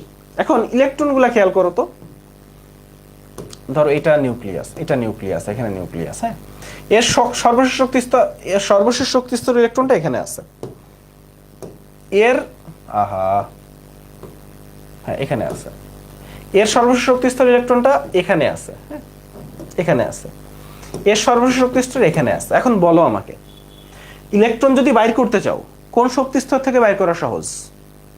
এই তিনটার মধ্যে কোন শক্তি স্তর থেকে ইলেকট্রন বের করা সহজ? এই শক্তি স্তর থেকে। কারণ তুমি জানো যে নিউক্লিয়াস আর ইলেকট্রন একটা আরেকটাকে আকর্ষণ করে। এখন ইলেকট্রনটা যত দূরে যাবে তত আকর্ষণ কমবে, এটাই তো স্বাভাবিক। তোমরা এই জিনিসটা জানো, তোমরা তো এইগুলাই সবচেয়ে ভালো বোঝো, তাই না? যে লং ডিস্টেন্স রিলেশনশিপেই যত সমস্যা লাগে, যত দূরে যাবা তত দেখবা যে একজন এক এক রকম ঝামেলায় পড়ে যাচ্ছে, ও আরেকজনকে পছন্দ করে ফেলতেছে, ও আরেকজনকে, যত দূরে যাবে তত সমস্যা, তাই না? তাহলে এই লং ডিস্টেন্স রিলেশনশিপেই যত ঝামেলা। তো এই জন্য ধরো ব্যাপারটা এরকম, নিউক্লিয়াস আর এই ইলেকট্রনটা, ইলেকট্রন যত দূরে, ধরো ব্যাপারটা এরকম যে গ্রামে থাকতে একটা ছেলে একটা মেয়ে একজনের একজনকে খুব ভালোবাসতো। এখন হুট করে হচ্ছে ছেলেটা ধরো বা মেয়েটা হচ্ছে ঢাকায় চলে আসছে, ঢাকায় একটা ভার্সিটিতে চান্স পাইছে, ছেলেটা হয়তো ওই এলাকার কলেজেই পড়তেছে। তো মেয়েটা দেখবা যে ঢাকায় আসার পরে ছেলেটাকে আর আগের মতো পাত্তা দিচ্ছে না। হ্যাঁ, এই ঢাকায় ভার্সিটিতে আসার পর দেখা যাচ্ছে ঢাকার ভার্সিটির কোনো ছেলেকে তার ভালো লেগে গেছে। ফলে ব্যাপারটা এরকম যে যত দূরে যাবে তত সে অন্য একটা অ্যাফেয়ারে জড়ায় যাবে বা সেখান থেকে বেরোয় যাবে, তাই না? ফলে তুমি যদি এই ইলেকট্রনটাকে বাইর করতে চাও, বুঝছো? এখন ধরো তুমি তো এই ইলেকট্রনটাকে বাইর করতে চাও, কোন ইলেকট্রনটাকে বাইর করা সহজ বলো তো? এই ইলেকট্রনটাকে বাইর করা সহজ, তাই না? পটাশিয়ামের ইলেকট্রনটাকে বাইর করা সহজ। অর্থাৎ শক্তি স্তর যত বেশি, ইলেকট্রন যত দূরে, ওটাকে বাইর করা তত সহজ। অর্থাৎ একটা জিনিস বুঝো, আয়নীকরণ শক্তি নামক একটা টার্ম আছে। অর্থাৎ ইলেকট্রন বাইর করলে কি হয়? আয়নে পরিণত হয় না? দেখো, পটাশিয়াম থেকে ইলেকট্রন বাইর করলে হবে পটাশিয়াম প্লাস, সোডিয়াম থেকে ইলেকট্রন বাইর করলে হবে সোডিয়াম প্লাস, তাই না? তাহলে এখান থেকে যখন তুমি ইলেকট্রন বাইর করতেছো তখন এরা আয়ন হচ্ছে। অর্থাৎ এই ইলেকট্রন বাইর করতে যে শক্তি তুমি ব্যয় করতেছো, এই শক্তিকে কি বলে? আয়নীকরণ শক্তি। এই শক্তিকে বলে হচ্ছে আয়নীকরণ শক্তি। এখন দেখো, এই ইলেকট্রনটাকে বাইর করা সহজ, তাহলে এখানে তোমার শক্তি কম খরচ হবে। ধরো ব্যাপারটা হচ্ছে তুমি সেই শহরের ছেলেটা যে এই মেয়েকে পটাইতে চাও। এখন এই মেয়ে যেহেতু অনেক দূরে আছে, একে পটানো ইজি হবে, তাই না? অর্থাৎ মোট কথা, ইলেকট্রন যত দূরে তাকে বাইর করা তত সহজ। ফলে সহজ হইলে কি? শক্তি কম খরচ করতে হচ্ছে তোমার, ফলে আয়নীকরণ শক্তি তত কম। ফলে সহজ ভাষায়, ইলেকট্রন যত দূরে আয়নীকরণ শক্তি তত কম। অর্থাৎ শক্তি স্তর যত বেশি, আয়নীকরণ শক্তি তত কম। অর্থাৎ একই গ্রুপে যত নিচের দিকে আসতে থাকো, একটা করে শক্তি স্তর বাড়তে থাকে, ফলে আয়নীকরণ শক্তি কমতে থাকে। অর্থাৎ দূরত্ব, একটা করে শক্তি স্তর বাড়তে থাকে মানে দূরত্ব বাড়তে থাকে। দূরত্ব বাড়লে আয়নীকরণ শক্তি কমে, দূরত্ব বাড়লে আয়নীকরণ শক্তি হচ্ছে কমে। তাহলে আশা করি এই জায়গাটা মোটামুটি আমরা বুঝতে পারছি যে দূরত্ব বাড়লে আয়নীকরণ শক্তি হচ্ছে কমে, ঠিক আছে? আচ্ছা, তো আসবো এই জায়গাগুলো, তো আমরা আসবো, এগুলা নিয়ে সমস্যা নেই। এখন আমরা একটু পর্যায় নির্ণয়, গ্রুপ নির্ণয়টা দেখি। হ্যাঁ, আমরা একটু পর্যায় নির্ণয়টা দেখতে চাই। পর্যায় নির্ণয়টা আসলে খুব সহজ। কতটা সহজ তুমি খেয়াল করো। দেখো, 1 নাম্বার পর্যায়ে যখন তুমি দেখতেছো, এটা 1 নাম্বার পর্যায়, এখানে কয়টা মৌল আছে বলো তো? 2টা মৌল আছে। অর্থাৎ শেষ মৌলটা হচ্ছে 2 নাম্বার মৌল, মানে 2 পারমাণবিক সংখ্যা। 2 নাম্বার পর্যায়ে আসো, শেষ মৌলটার পারমাণবিক সংখ্যা 10। 3 নাম্বার পর্যায়ে শেষ মৌলটার পারমাণবিক সংখ্যা 18। 4 নাম্বার পর্যায়ে শেষ মৌলটার পারমাণবিক সংখ্যা 36, এরপর 54, এরপর 86, এরপর 118। মজাটা দেখো যে তোমাকে যদি আমি জিজ্ঞেস করি যে বলতো 70 নাম্বার যে মৌলটা তার পর্যায় কত? তুমি কি করবা, খেয়াল করো, 70 হচ্ছে 86 আগে, তাই না? বলো 86 আগে, 86 মানে কত নাম্বার পর্যায়ে? 6 নাম্বার পর্যায়ের শেষ মৌল। ফলে ওই 70 নাম্বার মৌলটা হবে হচ্ছে কিসের বলতো? 6 নাম্বার পর্যায়ের। দেখো এই যে 70, এখন তুমি জানো যে 70 মানে ল্যান্থানাইড, ল্যান্থানাইডের সবাই হচ্ছে 6 নাম্বার পর্যায়ে। মানে সোজা বাংলায় তুমি খালি এই সংখ্যাগুলো মনে রাখবা, 2 10 18 34 54 86 118, 2 10 18 34 মানে 1 2 3 4 মানে 54 86 118। ফলে খুব স্বাভাবিকভাবে আমি বললাম যে 110 নাম্বার, তুমি দেখলে যে 118 নাম্বার হচ্ছে 7 নাম্বার পর্যায়ের শেষ, তাহলে 110 অবশ্যই এটাও 7 নাম্বার পর্যায়ের হবে। ফলে সহজ ভাষায় তুমি বুঝতে পারছো ঘটনা কিভাবে ঘটছে। 2 10 18 34 54 86 118, আবারও বলি 2 10 18 34 54 86 118। এখানে তুমি খেয়াল করবা যে আমি বললাম যে ধরো 50 নাম্বার, তাহলে তুমি দেখবা যে এটা 36 এর পরে 54 আগে, তাহলে 54 আগে, 54 যেহেতু 5 নাম্বার পর্যায়ের লাস্ট মৌল, ফলে 50 ও 5 নাম্বার পর্যায়েরই হবে।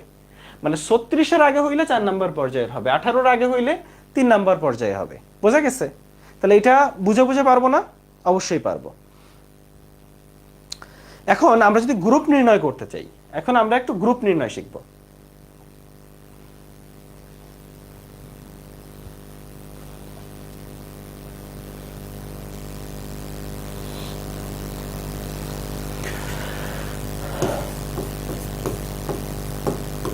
তো গ্রুপ নির্ণয়ের ক্ষেত্রে গ্রুপ নির্ণয়টা আসলে খুব সহজ।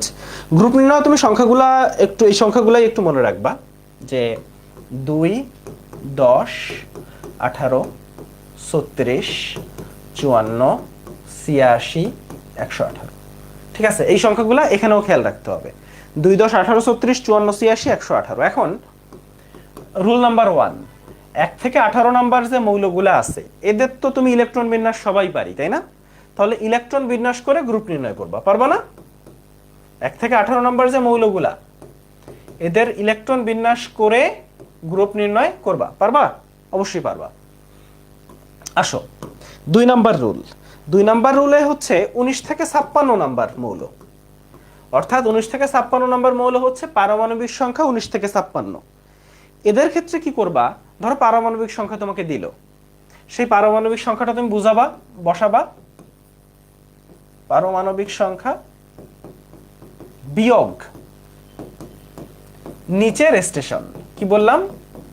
পারমাণবিক সংখ্যা বিয়োগ নিচের স্টেশন। আবারও বলি, পারমাণবিক সংখ্যা থেকে নিচের স্টেশনটা বিয়োগ দিবা। দেখো ধরো মৌলটা হচ্ছে, আমি ধরে নিচ্ছি 50, তাহলে 50 এর নিচের স্টেশন কত বলো তো? এখানে 36 না? কারণ স্টেশনগুলো কি কি বলো তো? 2 10 18 36 54 86 118, তার নিচে আছে 36, তাহলে বিয়োগফল কত? 14। তাহলে 50 নাম্বার যে মৌলটা তার পারমাণবিক তার গ্রুপ নাম্বার হচ্ছে 14। বোঝা গেছে? তাহলে 19 থেকে 56 নাম্বার পারমাণবিক সংখ্যা যাদের, তাদের ক্ষেত্রে পারমাণবিক সংখ্যা থেকে এই এখানে ওই পারমাণবিক সংখ্যার নিচে যে সংখ্যাটা পাবো ওইটা বিয়োগ দিয়ে দিবা, তাইলে গ্রুপ বের হয়ে যাবে। আচ্ছা, রুল নাম্বার 3।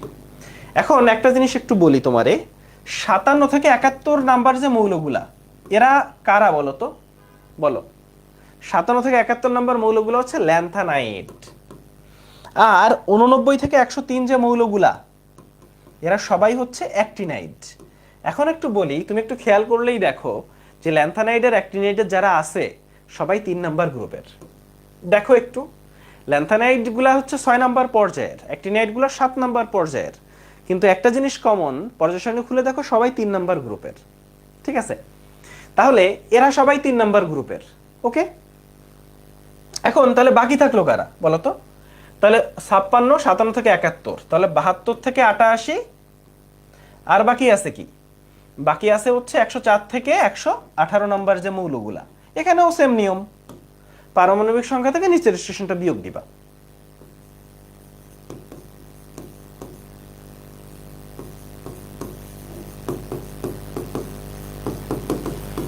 পারমাণবিক সংখ্যা থেকে নিচের স্টেশনটা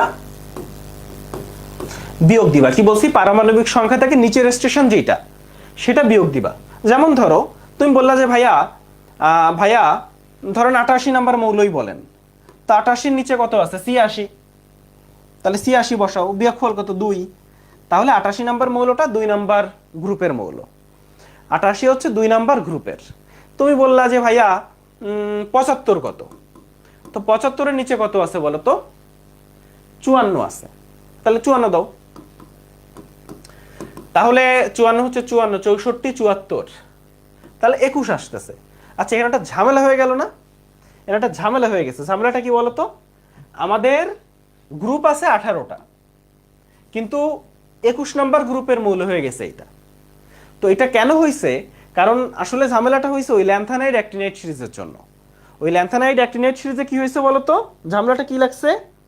ল্যান্থানাইড অ্যাক্টিনাইড সিরিজে ওই যে মানে মৌল থাকা, মানে ওইখানে ল্যান্থানাইডের ওই যে একটা ঘর আছে, এক ঘরে মৌল থাকা উচিত একটা, কিন্তু মৌল হয়ে গেছে ১৫টা।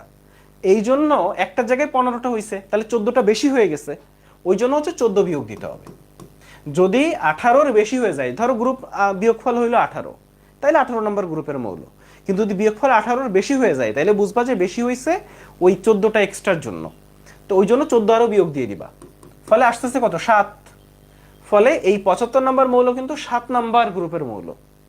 আবার ধরো তুমি বললা যে ভাই ১১৫ বলেন, ধরেন ১১০, তাহলে ১১০-এর নিচের সংখ্যা কত? ৮৬। তাহলে ১১০-এর নিচের সংখ্যা হচ্ছে ৮৬, তাহলে গেল হচ্ছে ১৪ আর ১০ ২৪, ১৪ আর ১০ কত? ২৪। তাহলে আমার ২৪ নাম্বার গ্রুপ তো আর হয় না, ২৪টা গ্রুপ নাই, গ্রুপ হচ্ছে ১৮টা। তাহলে যদি দেখো যে ১৮-র বেশি হয়ে গেছে, তাহলে আরো ১৪ বিয়োগ দিবা। কেন? কারণ ওই যে ল্যান্থানাইড অ্যাক্টিনাইড সিরিজে ওখানে একটা মৌল থাকার কথা একটা ঘরে, কিন্তু ওখানে আসলে ১৫টা মৌল, ফলে ১৪টা বেশি মৌল আছে। ফলে এখানে বিয়োগফল কত আসতেছে? ১০। মানে মোট কথা পারমাণবিক সংখ্যা থেকে নিচের স্টেশন বিয়োগ দিতে হবে। এখানে লিখবা বিয়োগফল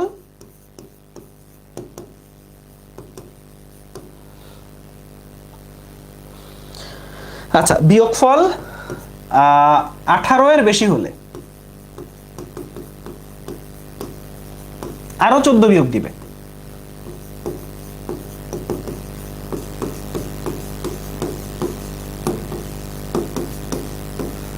বিয়োগফল ১৮-র বেশি হলে আরো ১৪ বিয়োগ দিবে। কি বলছি? পারমাণবিক সংখ্যা থেকে নিচের স্টেশন, পারমাণবিক সংখ্যা থেকে নিচের স্টেশন বিয়োগ দিলা। বিয়োগফল ১৮-র বেশি হলে আরো ১৪ বিয়োগ দিবা। ক্লিয়ার? তাহলে গ্রুপ নির্ণয় সবার কাছে ক্লিয়ার? একটু বলেন। প্রথমে ১ থেকে ১৮ পর্যন্ত তুমি জাস্ট ইলেকট্রন বিন্যাস করবা, এগুলো ইলেকট্রন বিন্যাস সবাই পারো। ১৯ থেকে ৫৬ বলো, মানে মোট কথা এরপর বলি হিসাব। এরপরে হচ্ছে ৫৭ থেকে ৭১, ৮৯ থেকে ১০৩, এরা তো ল্যান্থানাইড অ্যাক্টিনাইড, এবং তুমি জানো ল্যান্থানাইড অ্যাক্টিনাইডের সবাই ৩ নাম্বার গ্রুপের মৌল। এর বাইরে বাকি যারা আছে সব ক্ষেত্রে তুমি পারমাণবিক সংখ্যা থেকে নিচের স্টেশনটা বিয়োগ দিবা। কোন স্টেশন? ২, ১০, ১৮, ৩৬, ৫৪, ৮৬, ১১৮, মানে যা পারমাণবিক সংখ্যা তার নিচের এখানে যে সংখ্যাটা পাবা সেটা বিয়োগ দিয়ে দিবা। বিয়োগফল যদি ১৮-র ভিতর হয় তাহলে তো হইলই, যদি ১৮-র বেশি হয়ে যায় তখন তুমি আরো ১৪ বিয়োগ দিবা। ১৮-র বেশি হয়ে গেলে আরো ১৪ বিয়োগ দিবা। আচ্ছা, সাউন্ড হচ্ছে এখনো? এখন তো সাউন্ড হচ্ছে না। আচ্ছা, লাস্টের টুক হচ্ছে মানে পারমাণবিক সংখ্যা যেইটা, যে কোনো পারমাণবিক সংখ্যা, ধরো পারমাণবিক সংখ্যা হচ্ছে কত? ধরো ১০৮। তুমি ১০৮ পারমাণবিক সংখ্যা যার, তার গ্রুপ বাইর করতে বলছো আমারে যে ভাইয়া এটার গ্রুপ বাইর করে দেন, এটার গ্রুপ বাইর করে দেন। তো তখন আমি কি করব? ১০৮-এর এই সংখ্যাগুলো আমার মুখস্থ আছে, আমি ১০৮-এর নিচের সংখ্যা কত? এখানে ৮৬, ৮৬ বিয়োগ দিব।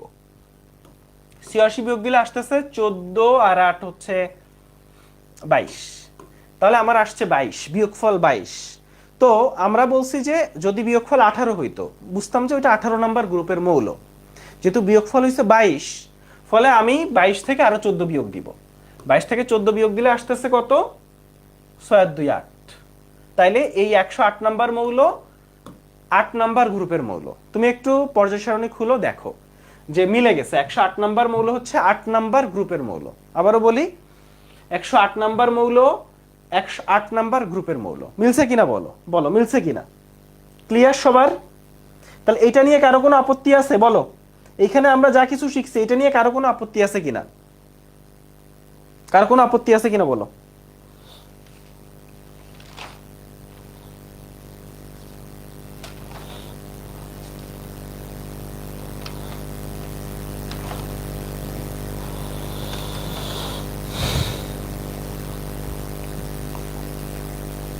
আচ্ছা, এখন দেখো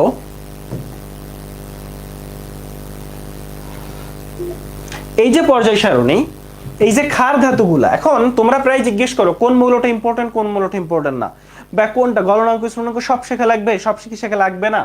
এখন একটু বলি যে সব মৌল আসলে সমান ইম্পর্টেন্ট না। এখন ধরো গ্রুপ 1 এ হাইড্রোজেন আছে, লিথিয়াম আছে, সোডিয়াম আছে, পটাশিয়াম আছে, হ্যাঁ। তো সবচেয়ে ইম্পর্টেন্ট আসলে সোডিয়াম, সবচেয়ে ইম্পর্টেন্ট আছে সোডিয়াম, রুবিডিয়াম আছে, সিজিয়াম আছে, ফ্রান্সিয়াম আছে। তো সবচেয়ে ইম্পর্টেন্ট হচ্ছে সোডিয়াম, ঠিক আছে। তো সোডিয়ামের ক্ষেত্রে আশেপাশে লিথিয়াম পটাশিয়াম আছে, ফলে সোডিয়ামের তুলনায় লিথিয়াম পটাশিয়াম একটু কম ইম্পর্টেন্ট। আর হাইড্রোজেনের ব্যাপারটা হচ্ছে এখানে কিন্তু হাইড্রোজেনটা গ্যাস, বাকি যারা আছে সবাই কিন্তু ধাতু। এখানে কিন্তু একটু খেয়াল রেখো যে হাইড্রোজেন কিন্তু একটা গ্যাস, হ্যাঁ। আচ্ছা, হাইড্রোজেনটা কিন্তু একটু গ্যাসের ভিতর পড়ছে, বা এখানে হিলিয়াম যদি আসতো, হিলিয়ামও গ্যাসের মধ্যে পড়ছে, এস ব্লকের মধ্যে, বাকিগুলা কিন্তু ধাতু। ফলে ধাতুর মধ্যে এই তিনটাই ইম্পর্টেন্ট। আবার বেরিলিয়াম, ম্যাগনেসিয়াম, ক্যালসিয়াম, এখানেও এই তিনটাই ইম্পর্টেন্ট। ফলে বৈশিষ্ট্য যখন পড়বা তখন বুঝতে হবে যে কোনটা তুমি পড়বা কোনটা তুমি পড়বা না, কোনটা বেশি ইম্পর্টেন্ট কোনটা কম ইম্পর্টেন্ট, এটা একটু নিচ থেকে আগে খেয়াল রাখতে হবে, বুঝছো? যদি নিচ থেকে আগে, আচ্ছা এর বাইরে একটু কবিতা বলো তো, কবিতাগুলা কি বলা লাগবে? এই যে কবিতাগুলো আছে এই কবিতাগুলো কি লেখা লাগবে? লিখে দিব নাকি লিখবো না বলো? এই যে কবিতাগুলো, অর্থাৎ ওই যে কি জানো, ওই যে হাই লিনাকে রবি শেষে ফেলেছে, তারপর ওই যে বিরিয়ানি মোগলাই কাবাব সরিয়ে বাটিতে রাখো। এই যে আমি 1 নাম্বার গ্রুপ লিখি, হাই লিনাকে রুবি শেষে ফেলেছে। কি সুন্দর যে কবিতা, ছোটকালে পড়তাম। হাই লিনাকে, হাই লি, লি দিয়ে হচ্ছে এই লি, না না, কে, কে দিয়ে কে, রুবি, রুবি দিয়ে রুবিডিয়াম, শেষে, শেষে দিয়ে সিজিয়াম, ফেলেসে দিয়ে ফ্রান্সিয়াম। হাই লিনাকে রুবি শেষে ফেলেছে, হাই লিনাকে রুবি শেষে ফেলেছে, ঠিক আছে। হাই লিনাকে রুবি শেষে ফেলেছে। এরপরে চলে আসো, আমরা একটু দেখতে চাই 2 নাম্বার গ্রুপ। এটা মুছে দিই, মুছে দিয়ে আসো 2 নাম্বার গ্রুপে। 2 নাম্বার গ্রুপও তোমরা জানো যে ওই যে কি জানো, বিধবা মায়ের ক্যাডার সন্তান বাদশা রহিম, এরপর হচ্ছে বিরিয়ানি মোগলাই কাবাব সরিয়ে বাটিতে রাখো। যেহেতু খাবার দাবার আমার খুব প্রিয়, ফলে আমি যদিও এখানে চলে আসি। বিরিয়ানি মোগলাই কাবাব সরিয়ে, বিরিয়ানি মোগলাই কাবাব সরিয়ে বাটিতে রাখো। কি বলছি? বিরিয়ানি মোগলাই কাবাব সরিয়ে বাটিতে রাখো। বিরিয়ানি মোগলাই কাবাব সরিয়ে বাটিতে রাখো। আবারও বলি, বিরিয়ানি মোগলাই কাবাব সরিয়ে বাটিতে রাখো। ক্লিয়ার? আচ্ছা, ঠিক আছে। এখন আসো গ্রুপ 13 এর যে মৌলগুলো আছে, গ্রুপ 13 এর মৌলগুলা কারা? এই যে boron, aluminium, gallium, indium, thallium, নিহোনিয়াম, এগুলা। তো এগুলা ওই যে বিভিন্ন কবিতা দিয়ে মনে রাখা যায়, যেমন এই যে বাকের আলী গেল ইন্ডিয়া থাইল্যান্ড, হ্যাঁ, এভাবে মনে রাখা যায়। বাকের আলী গেল ইন্ডিয়া থাইল্যান্ড, বাকের আলী গেল ইন্ডিয়া থাইল্যান্ড। বাকের আলী, বোরন, অ্যালুমিনিয়াম, গেল দিয়ে গ্যালিয়াম, ইন্ডিয়া দিয়ে ইন্ডিয়াম, থাইল্যান্ড দিয়ে থ্যালিয়াম। তো নর্মালি হচ্ছে এই তেজস্ক্রিয়গুলো তেমন ইম্পর্টেন্ট না, এগুলো আমরা পড়ি না, এই জন্য এগুলো কবিতা থেকেও বাদ দেওয়া হয়েছে। বাকের আলী গেল ইন্ডিয়া থাইল্যান্ড, কি বলছি? বাকের আলী গেল ইন্ডিয়া থাইল্যান্ড। ওকে, এরপরে চলে আসো 14 নাম্বার যে গ্রুপ, এটা হচ্ছে তোমরা জানো যে এই যে এটা হচ্ছে এরকম, কুয়েত সিটিতে গেলে স্নেহ পাবে, কুয়েত সিটিতে গেলে স্নেহ পাবে, কুয়েত সিটিতে গেলে স্নেহ পাবে। হয় না যে হয়তো হইতে পারে যে তোমার স্নেহের বড়ই অভাব, তাই না? যে তুমি স্যাকা খেয়ে ব্যাকা হয়ে আছো, তোমার মনে হচ্ছে তোমাকে কেউই ভালোবাসে না, ঠিক আছে। মানে আমাদের সবচেয়ে বড় সমস্যা হচ্ছে আমরা আমাদের মা বাবাকে ইগনোর করি। সাধারণত একটা অপরিচিত ছেলে 2-4 দিন পরিচয় হয়েছে তার জন্য, বা একটা অপরিচিত মেয়ের জন্য, তাই না? কিন্তু তোমার সবচেয়ে প্রিয়জন কিন্তু ওই তোমাকে বকাঝকা করুক, মারামারি করুক, কাটাকাটি করুক, ওই তোমাকে আসলে বাড়ি থেকে বাইর করে দিক, তোমার প্রতি যদি কারো একটু দয়া দরদ মায়া মমতা থাকে, তাও ওই মা বাবারই আছে, ঠিক আছে। ফলে মা বাবাকে যখন তুমি আসলে ইয়া করে দিচ্ছ, মানে হয় না যে কারো জন্য, যে কারো জন্য মা বাবাকে যদি তুমি দূরে সরায় দাও, তাহলে এর ফল তুমি একদিন না একদিন ভোগ করবাই। ফলে হয় না যে তুমি এখন খুবই কষ্টে আছো, তো ধরো কুয়েত সিটিতে তোমার কেউ একজন আছে, হ্যাঁ, হয়তো ফুফু আছে, ধরো কুয়েত সিটিতে গেলে স্নেহ পাবে, কুয়েত সিটিতে গেলে স্নেহ পাবে, কুয়েত সিটিতে গেলে স্নেহ পাবে। কি বললাম? কুয়েত সিটিতে গেলে স্নেহ পাবে, কুয়েত সিটিতে গেলে স্নেহ পাবে। আচ্ছা, তারপর হচ্ছে এইটা এরকম, নাচতে পারলে এসো শুভর বিয়েতে, এভাবে মনে রাখতে পারো, নাচতে পারলে এসো শুভর বিয়েতে, নাচতে পারলে এসো শুভের বিয়েতে। নাচতে নাইট্রোজেন, পিতে ফসফরাস, আর্সেনিক, অ্যান্টিমনি আর বিসমাথ। নাচতে পারলে এসো শুভর বিয়েতে। এরপরে আসো, ও স্যার ছেলেটি পচা, ও স্যার, ও স্যার ছেলেটি পচা। হ্যাঁ, তুমি হয়তো নালিশ করলা, ওই যে ছোটকালে আমরা যখন পিচ্ছি ছিলাম তখন কিছু বাচ্চা কাচ্চা ছিল যাদের কাজই হচ্ছে নালিশ করা, তাই না? কিছু একটা হইলেই স্যারকে যেয়ে নালিশ করা, কিছু একটা হইলেই ম্যামকে যেয়ে নালিশ করা, বাবা মাকে যেয়ে নালিশ করা, এরকম ছিলাম না? বলো কে কে এরকম নালিশ করতে পটু ছিলা, হাত তুলো। তো ও স্যার ছেলেটি পচা, ও স্যার ছেলেটি পচা।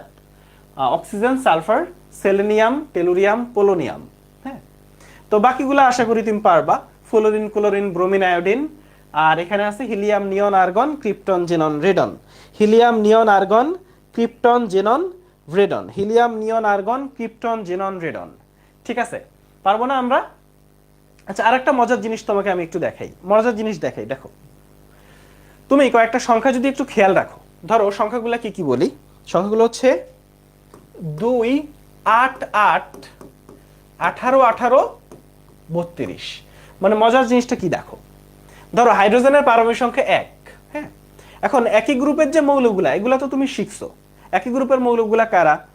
যে হাই লিনাকে রবি শেষে ফেলেছে, বিরিয়ানি মোগলাই কাগজ সরিয়ে বাটিতে রাখো, এই যে বাংলাদেশের আলামিন গেল ইন্ডিয়ান টিমে, তারপর হচ্ছে কি জানো, carbon, silicon, germanium, tin, lead, এটা কি জানো বলে ওইটারে কবিতা, ওই যে কুয়েত সিটিতে গেলে স্নেহ পাবে, নাচতে পারলে এসো শুভর বিয়েতে। তো তুমি এগুলা শিখছো। এখন হুট করে ধরো কথার কথা গ্যালিয়ামের পারমাণবিক সংখ্যা তোমার মনে নাই, হ্যাঁ, অথবা ধরো কঠিন থ্যালিয়াম, এই যে থ্যালিয়ামের পারমাণবিক সংখ্যা তুমি ভুলে গেছো। এখন এটা কিন্তু তুমি বাইর করতে পারো। কেমনে বাইর করতে পারো জানো? দেখো, দেখো তুমি সংখ্যাগুলো কিন্তু শিখছো, 2, 8, 8, 18, 18, 32। ঠিক আছে, এখন দেখো যে বোরন 5, এটা তুমি তোমার পারতে হবে। এটা প্রথমটা তো তুমি পারবা, কারণ প্রথমগুলো এমনিতেই সবাই পারে, যে বোরন 5। এখন তুমি জানো বাংলাদেশের আলামিন গেল ইন্ডিয়ান টিমে, বা ওই যে কি জানো বাকের আলী গেল ইন্ডিয়া, থাইল্যান্ড, যে কোনো হবে তুমি মনে রাখো। তো বোরনটা যে 5, এটা তুমি পারো। তো খেয়াল করো যে বোরনের সাথে 8 যোগ করলে কিন্তু পরে অ্যালুমিনিয়াম পাওয়া যাচ্ছে। আচ্ছা, এর সাথে 18 যোগ করলে তুমি গ্যালিয়াম পাচ্ছ। হ্যাঁ, এর সাথে আরো 18 যোগ করলে তুমি ইন্ডিয়াম পাচ্ছ। দেখছো, এই যে 8 যোগ করলে, এই 8 যোগ করলে তুমি কি পাচ্ছ? অ্যালুমিনিয়াম পাচ্ছ। এরপর 18 যোগ করলে কি পাচ্ছ? গ্যালিয়াম পাচ্ছ। আবার 18 যোগ করলে কি পাচ্ছ? ইন্ডিয়াম পাচ্ছ। আবার 32 যোগ করলে কি পাচ্ছ ভাইয়া? 60, 70, 80, হ্যাঁ 81, এটা থ্যালিয়াম পাচ্ছ। জিনিসটা কিভাবে কাজ করছে একটু দেখো, সংখ্যাগুলো এইভাবে আসে, 2, 8, 8, 18, 18, 32। দেখো ঘটনা হচ্ছে এই যে বোরন 5, এর সাথে এই 8 যোগ করলে তুমি 13 পাচ্ছ। এই 13 সাথে এই 8 যোগ করলে, এখানে ভুল লিখছি আমি, এভাবে আসবে 8, 8, 18, 18, 32। এবার ঠিক আছে, দেখো তাহলে এই 5-এর সাথে 8 যোগ করলে 13 আসতেছে, এই 13-এর সাথে 18 যোগ করলে 31 আসতেছে, 31-এর সাথে 18 যোগ করলে 49 আসতেছে, 49-এর সাথে 32 যোগ করলে 81 আসতেছে। জিনিসটাকে বোঝা গেছে? তাহলে তুমি জাস্ট এই 13 থেকে 18 নম্বর যে গ্রুপগুলো আছে, এখানে জাস্ট এই সংখ্যায় তুমি জাস্ট এখানে খেয়াল করো, 8, 8, 18, 18, 32। এটা পারবা না? এটা লিখতে পারবা না ভাইয়া? বলো। এভাবে তুমি কিন্তু পরের যে গ্রুপগুলা, তাদের মৌলগুলো যে পারমাণবিক সংখ্যা, সেটা বের করে ফেলতে পারবা। ঠিক এখানে একই সিস্টেম এখানেও করা যায়, তবে এখানে লিখবা হচ্ছে এভাবে, এখান থেকে 2 দিয়ে শুরু হবে, 2 8 8 18 18 32, মানে এখানে 2 দিয়ে শুরু হয়েছে আর এখানে আসলে 8 দিয়ে শুরু হয়েছে, মানে 2টা বাদ গেছে, এই এছাড়া আর কোনো ডিফারেন্স নাই।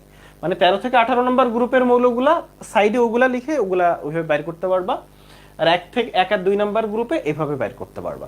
ঠিক আছে, দেখো হাইড্রোজেনের 1 আরো 2 যোগ করলে হচ্ছে 3, লিথিয়ামের 3 আরো 8 যোগ করলে হচ্ছে সোডিয়ামের 11, সোডিয়ামের 11 আরো 8 যোগ করলে হচ্ছে পটাশিয়ামের 19, হ্যাঁ পটাশিয়ামের 19 18 18 আরো 18 যোগ করলে রুবিডিয়ামের 37 হচ্ছে, রুবিডিয়ামের 37 আরো 18 যোগ করলে হচ্ছে 55, আরো 32 যোগ করলে 87 হচ্ছে ফ্রান্সিয়ামের। জিনিসটা কি বোঝা গেছে?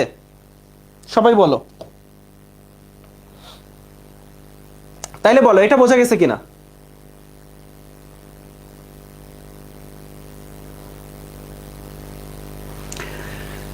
এখানে হচ্ছে খেয়াল করো যে 8 8, মানে তুমি এভাবে হিসাব করবা যে একেবারে শুরু থেকে তোমার তো আসলে হিসাবটা এরকম যে 8 8 18 18 32, ঠিক আছে?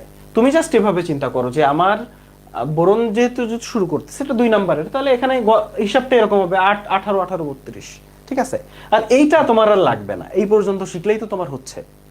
তাহলে বোরন যেহেতু আমার 2 নাম্বার, তোমার এই 13 থেকে 18 নাম্বার সংখ্যাটা এইভাবে 8 8 18 18 32, ওকে? তো যেহেতু বোরন শুরুই হয়েছে এখান থেকে, ফলে এইখানে তো আর বোরন না, ফলে এই প্রথম 8 বাদ যাচ্ছে, তখন তুমি ওইভাবে হিসাব করবা। তুমি এইগুলো একটু প্র্যাকটিস করবা, বসে বসে প্র্যাকটিস করলেই তো তুমি পারবা, পারবা না? পারবা। তাহলে বোঝা গেছে, জিনিসটা বোঝা গেছে কিনা বলো? একটু মিলাই মিলাই পড়বা, যে ওই যে জাস্ট এইরকম ম্যাগনেসিয়াম, ধরো ধরো বেরিলিয়াম 4 তুমি এমনিতেও পারো, এখন বেরিলিয়াম থেকে ম্যাগনেসিয়াম বাইর করতে চাচ্ছ, কোনো কারণে তুমি ভুলে গেছো, তখন 8 যোগ করলে হচ্ছে এই যে ম্যাগনেসিয়াম 12, ম্যাগনেসিয়াম 12 সাথে এই 8 যোগ করলে হচ্ছে ক্যালসিয়াম 18, ক্যালসিয়াম 20, সরি, হ্যাঁ ক্যালসিয়াম 20 এর সাথে 18 যোগ করলে হচ্ছে তোমার এর পরেরটা, এভাবে পারবো না আমরা? এই যে 2 8 8 18 18 32, এই, ঠিক আছে? এগুলা বসে বসে একটু প্র্যাকটিস করবা, এগুলা বসে বসে একটু প্র্যাকটিস করবা। গুড। তাহলে এখন আমরা আসলে খুব ভালো একটা জিনিস শিখব, সেটা হচ্ছে দেখো আমাদের এই অধ্যায়টা হচ্ছে পর্যায়ভিত্তিক ধর্ম, এই অধ্যায়ের নাম। অর্থাৎ এই অধ্যায়ে এই যে পর্যায় সারণী অনুযায়ী কিছু ধর্ম চেঞ্জ হয়, কিছু ধর্ম কিছু বৈশিষ্ট্য বাড়ে, কিছু বৈশিষ্ট্য কমে, এবং এইগুলা নিয়ে প্যাচ লাগার যে সেটা আসলে কোনোদিন শেষ হয় না, প্যাচ আর প্যাচ। একটা জিনিস বলি যে এখানে কিছু ব্যতিক্রমও আছে, ব্যতিক্রমগুলো আমি শিখাবো। তো আগে বেসিক জিনিসটা তো শিখতে হবে যে আসলে কোনো কিছু কেন বাড়ে, কিভাবে বাড়ে এবং কি হয়, সেটা একটু আমরা দেখি। হ্যাঁ, যে পর্যায় সারণীর ক্ষেত্রে আসলে কি বাড়ে কি কমে, ঠিক আছে?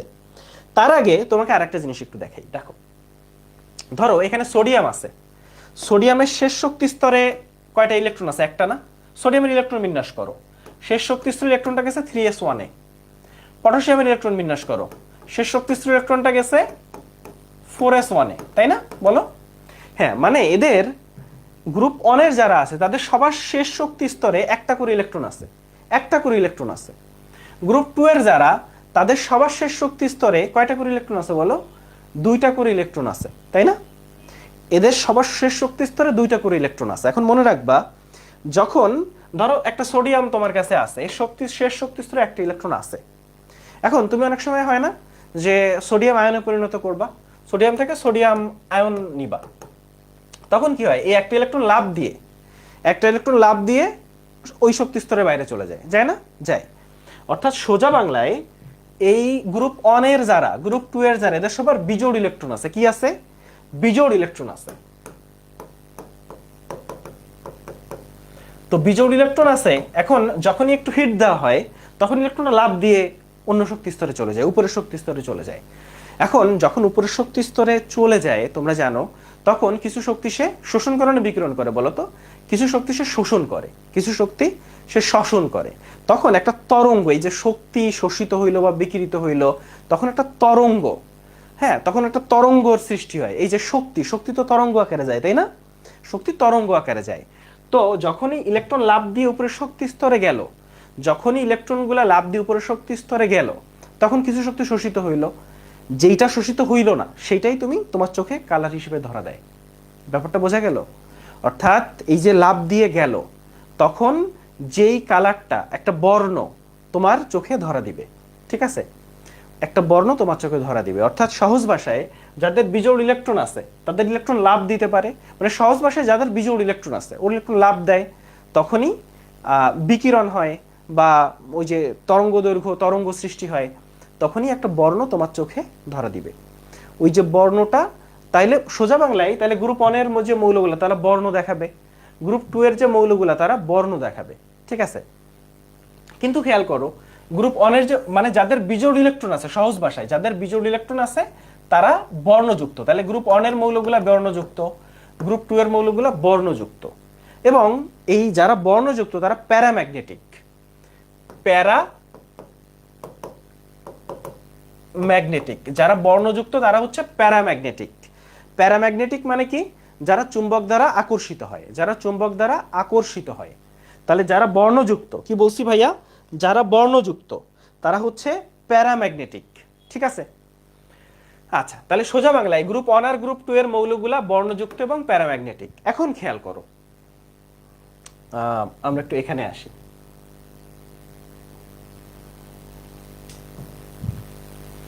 তাহলে গ্রুপ 1 গ্রুপ 2 এই যে মৌলগুলা এর মৌল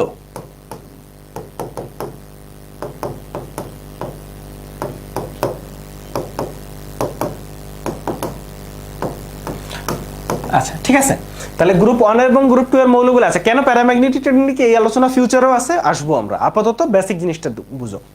গ্রুপ 1 আর গ্রুপ 2 এর মৌলগুলো বর্ণযুক্ত, কারণ এর কারণ কি, এই মৌলগুলোর বিজোড় ইলেকট্রন আছে, বিজোড় ইলেকট্রন আছে। এখন খেয়াল করো গ্রুপ 1 আর গ্রুপ 2 এর ক্যাটায়ন যারা, ক্যাটায়ন কারা বলো তো? ধরো sodium plus, potassium plus, magnesium 2 plus, calcium 2 plus, এরা কি হয়েছে বলো তো? ইলেকট্রন অলরেডি ছেড়ে দিছে, চলে গেছে, এখন এরা আয়নে পরিণত হয়েছে। এদের কি বিজোড় ইলেকট্রন আছে? এই ক্যাটায়নগুলো কিন্তু বিজোড় ইলেকট্রন নাই, এই ক্যাটায়নগুলোর বিজোড় ইলেকট্রন আছে, এই ক্যাটায়নগুলোর বিজোড় ইলেকট্রন নাই, ফলে এরা বর্ণহীন আর ডায়াম্যাগনেটিক। ডায়াম্যাগনেটিক সহজ ভাষায়, এখন কেউ বর্ণযুক্ত প্যারাম্যাগনেটিক কিনা বা বর্ণহীন ডায়াম্যাগনেটিক কিনা এটা বের করার উপায় কি? ইলেকট্রন বিন্যাস করা। ইলেকট্রন বিন্যাস করে যদি তুমি বিজোড় ইলেকট্রন পাও তাহলে সে বর্ণযুক্ত প্যারাম্যাগনেটিক, যদি বিজোড় ইলেকট্রন না পাও তাহলে সে বর্ণহীন ডায়াম্যাগনেটিক, তাহলে সে বর্ণহীন ডায়াম্যাগনেটিক, তাহলে সে বর্ণহীন ডায়াম্যাগনেটিক। জিনিসটা বোঝা গেছে? তাহলে আরেকটা জিনিস আছে একটু, সেটা হচ্ছে ফেরোম্যাগনেটিক। আরেকটা জিনিস বাকি আছে, সেটার নাম কি ভাইয়া? ফেরোম্যাগনেটিক।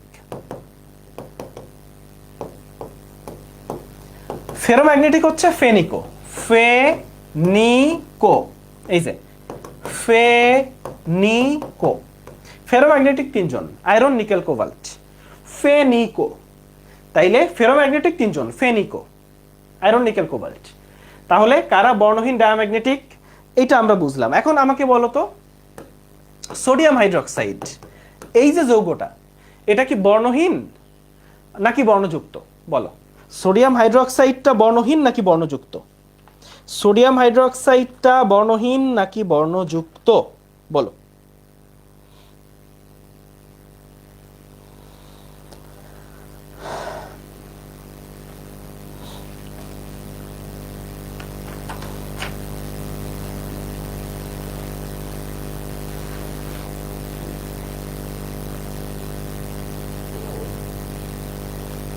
তাহলে বিজোড় ইলেকট্রন থাকলে বর্ণযুক্ত প্যারাম্যাগনেটিক, যেমন গ্রুপ 1 আর গ্রুপ 2 এর মৌলগুলা, আর গ্রুপ 1 আর গ্রুপ 2 এর ক্যাটায়নগুলা, এদের তো বিজোড় ইলেকট্রন নাই, তাই এরা বর্ণহীন ডায়াম্যাগনেটিক। ওকে, আচ্ছা। ইভেন এটা কিন্তু অবস্থান্তর ধাতু আছে না, যারা অবস্থান্তর ধাতু ডি ব্লকের মৌল, সেখানেও এটা প্রযোজ্য। ইলেকট্রন বিন্যাস করবা, ধরো একটা আয়ন দিলা আয়রন 2 প্লাস, ইলেকট্রন বিন্যাস করে ফেলবা, ইলেকট্রন বিন্যাস করে দেখবা যে বিজোড় ইলেকট্রন আছে কি নাই, থাকলে বর্ণযুক্ত, না থাকলে বর্ণহীন। ওকে, তাহলে সোডিয়াম হাইড্রোক্সাইড হচ্ছে হ্যাঁ বর্ণহীন, কারণ সোডিয়াম হাইড্রোক্সাইডটা তৈরি হয়েছে সোডিয়াম প্লাস দিয়ে, তো সোডিয়াম প্লাস তো তুমি জানো অলরেডি এই যে বর্ণহীন। তবে কিছু ব্যতিক্রম আছে, যে তুমি জানো যে তাইলে এই ক্যাটায়নগুলা হচ্ছে বর্ণহীন হওয়ার কথা, তবে এই ক্যাটায়নগুলা কি হওয়ার কথা? বর্ণহীন, তাই না? তবে মনে রাখবা chromate, dichromate, chromate dichromate, manganate permanganate, chromate dichromate manganate permanganate. আবারও বলি, chromate dichromate manganate permanganate, chromate dichromate manganate permanganate, এই যারা, হ্যাঁ ধরো পটাশিয়াম পারম্যাঙ্গানেট KMnO4। এখন এরা আসলে তাইলে এরা সবাই ধরো পটাশিয়াম পারম্যাঙ্গানেট, পটাশিয়াম তো প্লাস, তো পটাশিয়াম প্লাস যদি হয়, পটাশিয়াম প্লাস হচ্ছে, তাহলে এই যৌগটা বর্ণহীন হওয়ার কথা না? না, কিন্তু এই যৌগটা বর্ণযুক্ত, এই যৌগটা বর্ণযুক্ত, বা এই যে যৌগগুলা এই ক্রোমেট ডাইক্রোমেট ম্যাঙ্গানেট পারম্যাঙ্গানেট এরা আসলে বর্ণযুক্ত, এরা এরা ব্যতিক্রম, এরা বর্ণযুক্ত। হ্যাঁ, তো এরা কেন বর্ণযুক্ত? কারণ আসলে এই ম্যাঙ্গানিজের জন্য, কারণ এখানে এই ক্রোমেট, এখানে ক্রোমিয়াম আছে, ডাইক্রোমেট ক্রোমিয়াম আছে, ম্যাঙ্গানেট ম্যাঙ্গানিজ আছে, এই ম্যাঙ্গানিজ বা ক্রোমিয়ামের জন্যই হচ্ছে এরা বর্ণযুক্ত হয়। ফলে একটু মনে রাখতে হবে ক্রোমেট ডাইক্রোমেট ম্যাঙ্গানেট পারম্যাঙ্গানেট হচ্ছে বর্ণযুক্ত। এখানে মনে রাখতে হবে, কি মনে রাখবো ভাইয়া? এরা হচ্ছে বর্ণযুক্ত, ঠিক আছে? এই বোর্ডের লেখা বোঝা যাচ্ছে না? আচ্ছা ঠিক আছে। আচ্ছা আরেকটা জিনিস একটু দেখাই, দেখো আসলে একটু বইয়ে যাই।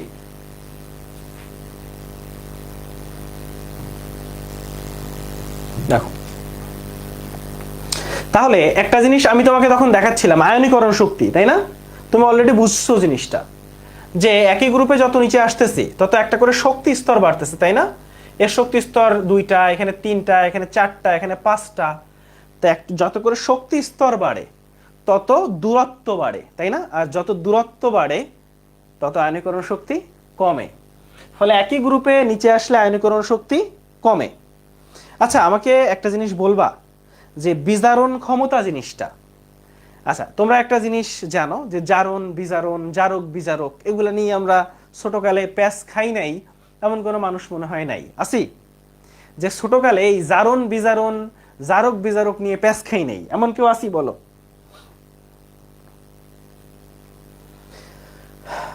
আচ্ছা প্যাস খাইছি। এখন নতুন একটা টার্ম অ্যাড হয়েছে, বিজারণ ক্ষমতা বা জারণ ক্ষমতা। এখন একটা জিনিস বুঝো, একটা জিনিস তোমারে বুঝাই, দেখো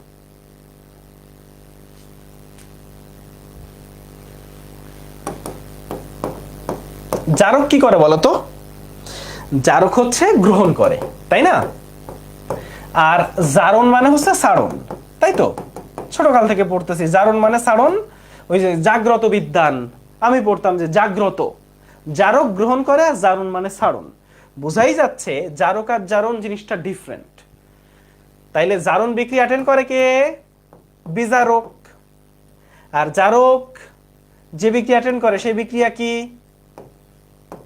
বিজারণ বিক্রিয়া, তাই না?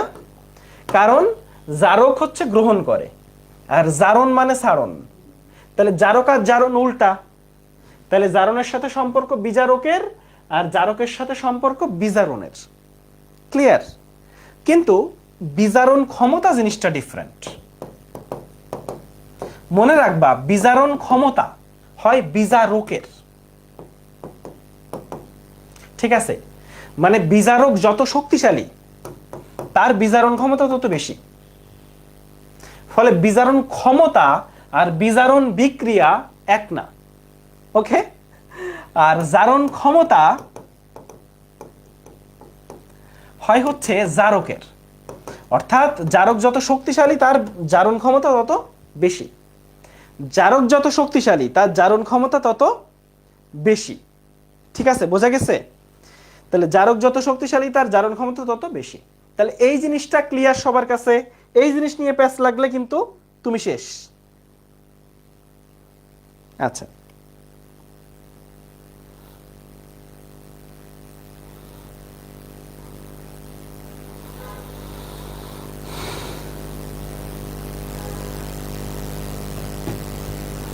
তাহলে জারণ ক্ষমতা হয় জারকের, বিজারণ ক্ষমতা হয় বিজারকের। এই জিনিসটা প্যাচ লাগানো যাবে না, এরপরে আমি বাকি জিনিসে আসতেছি। এই জিনিস আগে সবাই খেয়াল করো এবং আমাকে কথা দাও যে ভাই আমি এই জিনিসে প্যাচ লাগাবো না, ঠিক আছে? আচ্ছা, এটা যদি কথা দাও তাহলে আসো।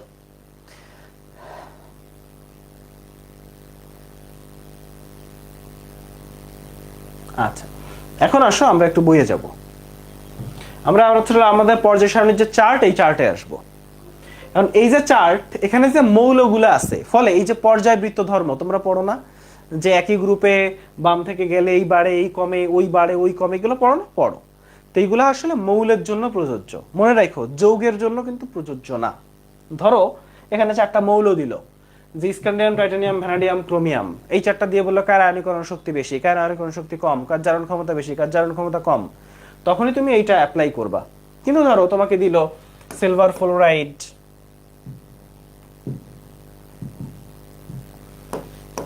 Silver chloride, silver bromide, silver iodide, তো ধরো এই চারটা যৌগ দিল, এই চারটা যৌগ দিয়ে বলল কার হচ্ছে পোলারায়ন ক্ষমতা বেশি, তাই না?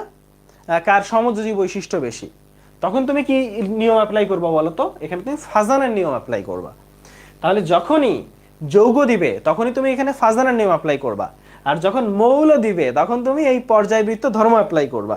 তখন কি অ্যাপ্লাই করবা? তখন অ্যাপ্লাই করবা হচ্ছে পর্যায়বৃত্ত ধর্ম, ঠিক আছে?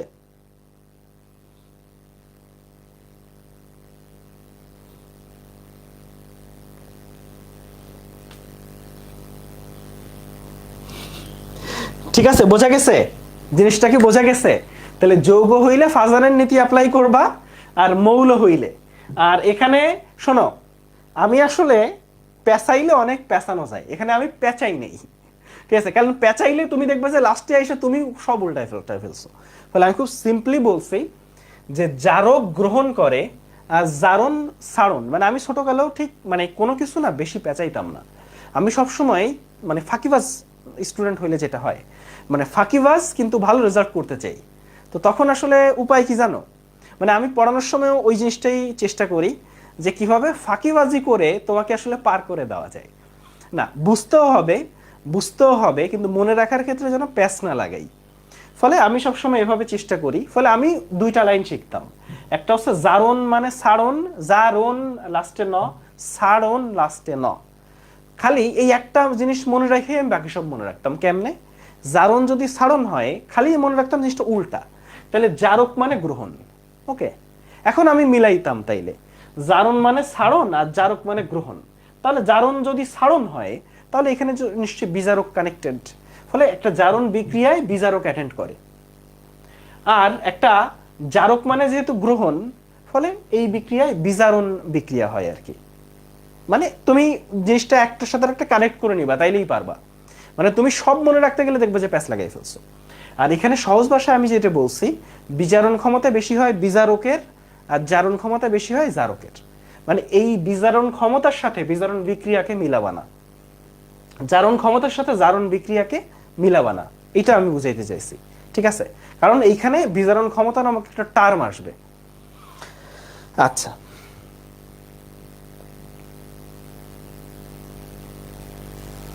এখন আসো, ভালো জায়গায় আসছি, এটা খুবই চমৎকার জায়গা, খেয়াল করো সবাই।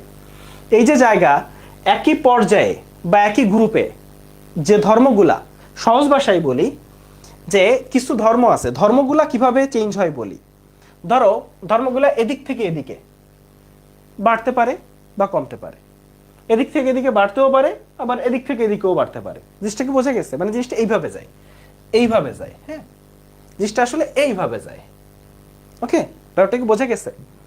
মানে এইভাবে কোন বৈশিষ্ট্য যদি এইভাবে আসে, এদিক থেকে আসলে এই নিচের দিকেই নামবে, মানে ওই দিক থেকে এদিকে বাড়তে থাকলে এদিক থেকে এদিকে বাড়তে থাকবে। বোঝা গেছে? আবার এদিক থেকে এদিকে বাড়তে থাকলে এদিক থেকে এদিকেও বাড়তে থাকবে। প্রথম পয়েন্ট হচ্ছে এটা, খেয়াল রাখো। আচ্ছা, ঠিক আছে। এখন মানে সহজ ভাষায় খেয়াল করো যে একটা কথা আমরা বলি যে বাম থেকে ডানে, বাম থেকে ডানে মানে এইটা বাম আর এইটা ডান। তো আমরা প্রায় বলি যে বাম থেকে ডানে এটা বাড়ে।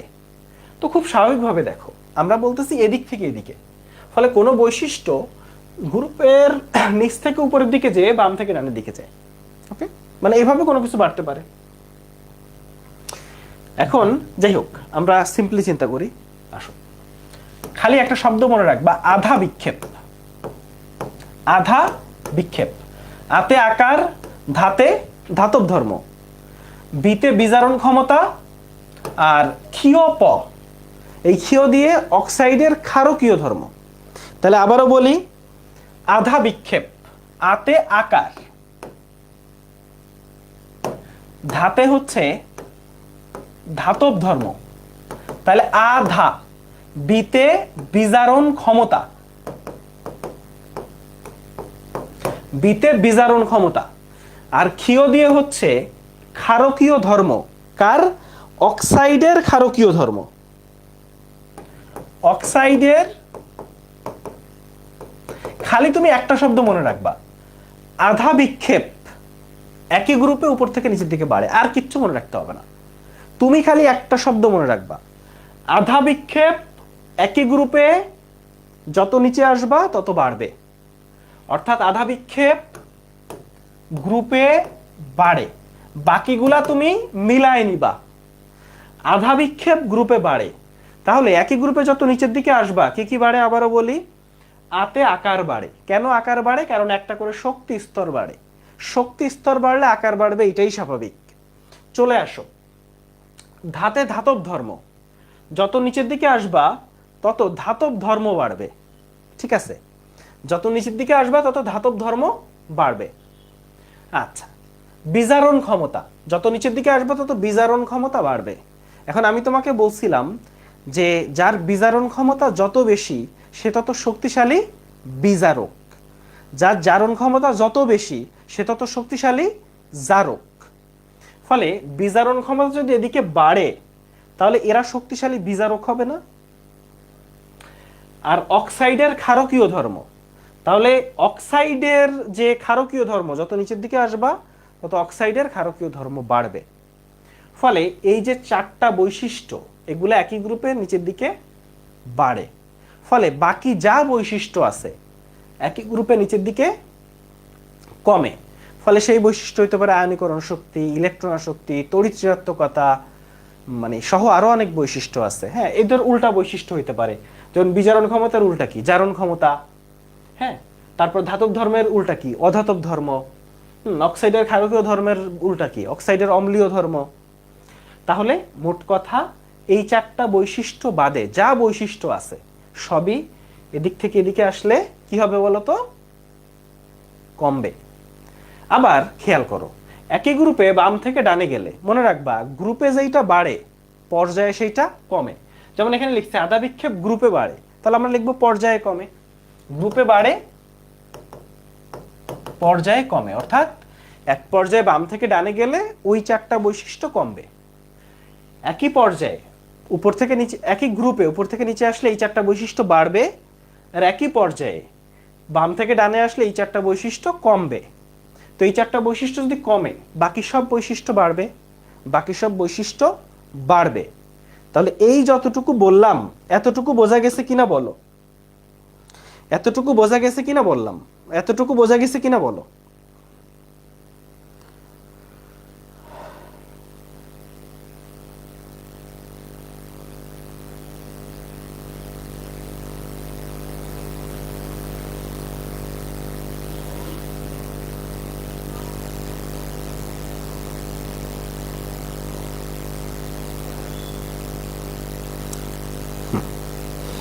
তাইলে গ্রুপে আধা বিক্ষেপ বাড়ে, পর্যায়ে আধা বিক্ষেপ কমে, আর বাকি সব উল্টা।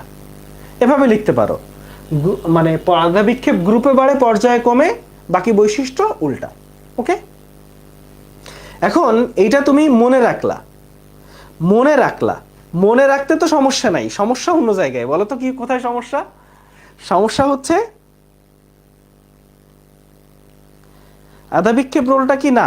শোনো, এই যে আধা বিক্ষেপ রোলটা এইটা শুধুমাত্র মৌলের ক্ষেত্রে প্রযোজ্য, যৌগের ক্ষেত্রে কিন্তু জীবনেও না। যৌগের ক্ষেত্রে অ্যাপ্লাই করলে কিন্তু বড়সড় একটা মারা খেয়ে আসবা। ঠিক আছে, এখন আসো তোমাকে একটা সিম্পলি উদাহরণ দিই।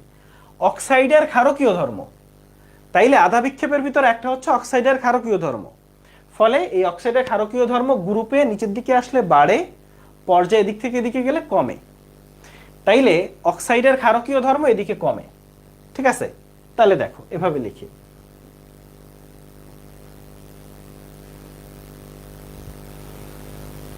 ধরো এটা একটা পর্যায় সারণী আঁকি সংক্ষেপে, এটা একটা পর্যায় সারণী ধরো। তো এই যে পর্যায় সারণী একই গ্রুপে অক্সাইডের ক্ষারকীয় ধর্ম কি হয় বলো তো? অক্সাইডের ক্ষারকীয় ধর্ম, তাহলে এটা আমরা বলতে পারি গ্রুপে বাড়ে, পর্যায়ে কমে। তাহলে যত এদিকে আসবা এই অক্সাইডগুলো আছে, ধরো লি, না, কে, রুবি, ধরো sodium oxide, potassium oxide, rubidium oxide, হ্যাঁ? তো এই অক্সাইডগুলোর মধ্যে কোনটা বেশি ক্ষারকীয় হবে? রুবিডিয়ামের অক্সাইড বেশি ক্ষারকীয় হবে, কারণ ক্ষারকীয় ধর্ম গ্রুপে বাড়ে। আচ্ছা, যদি বলি কোনটা বেশি অম্লীয় হবে, তাহলে উপরেরটা বেশি অম্লীয় হবে, এই লিথিয়ামেরটা বেশি অম্লীয় হবে, কারণ নিচের দিকের গুলা ক্ষারীয় হয়, উপরের দিকের গুলা তাহলে উল্টা হবে, অম্লীয় হবে। আবার একই পর্যায়ে যদি আসো, তাহলে কি হবে বলো তো?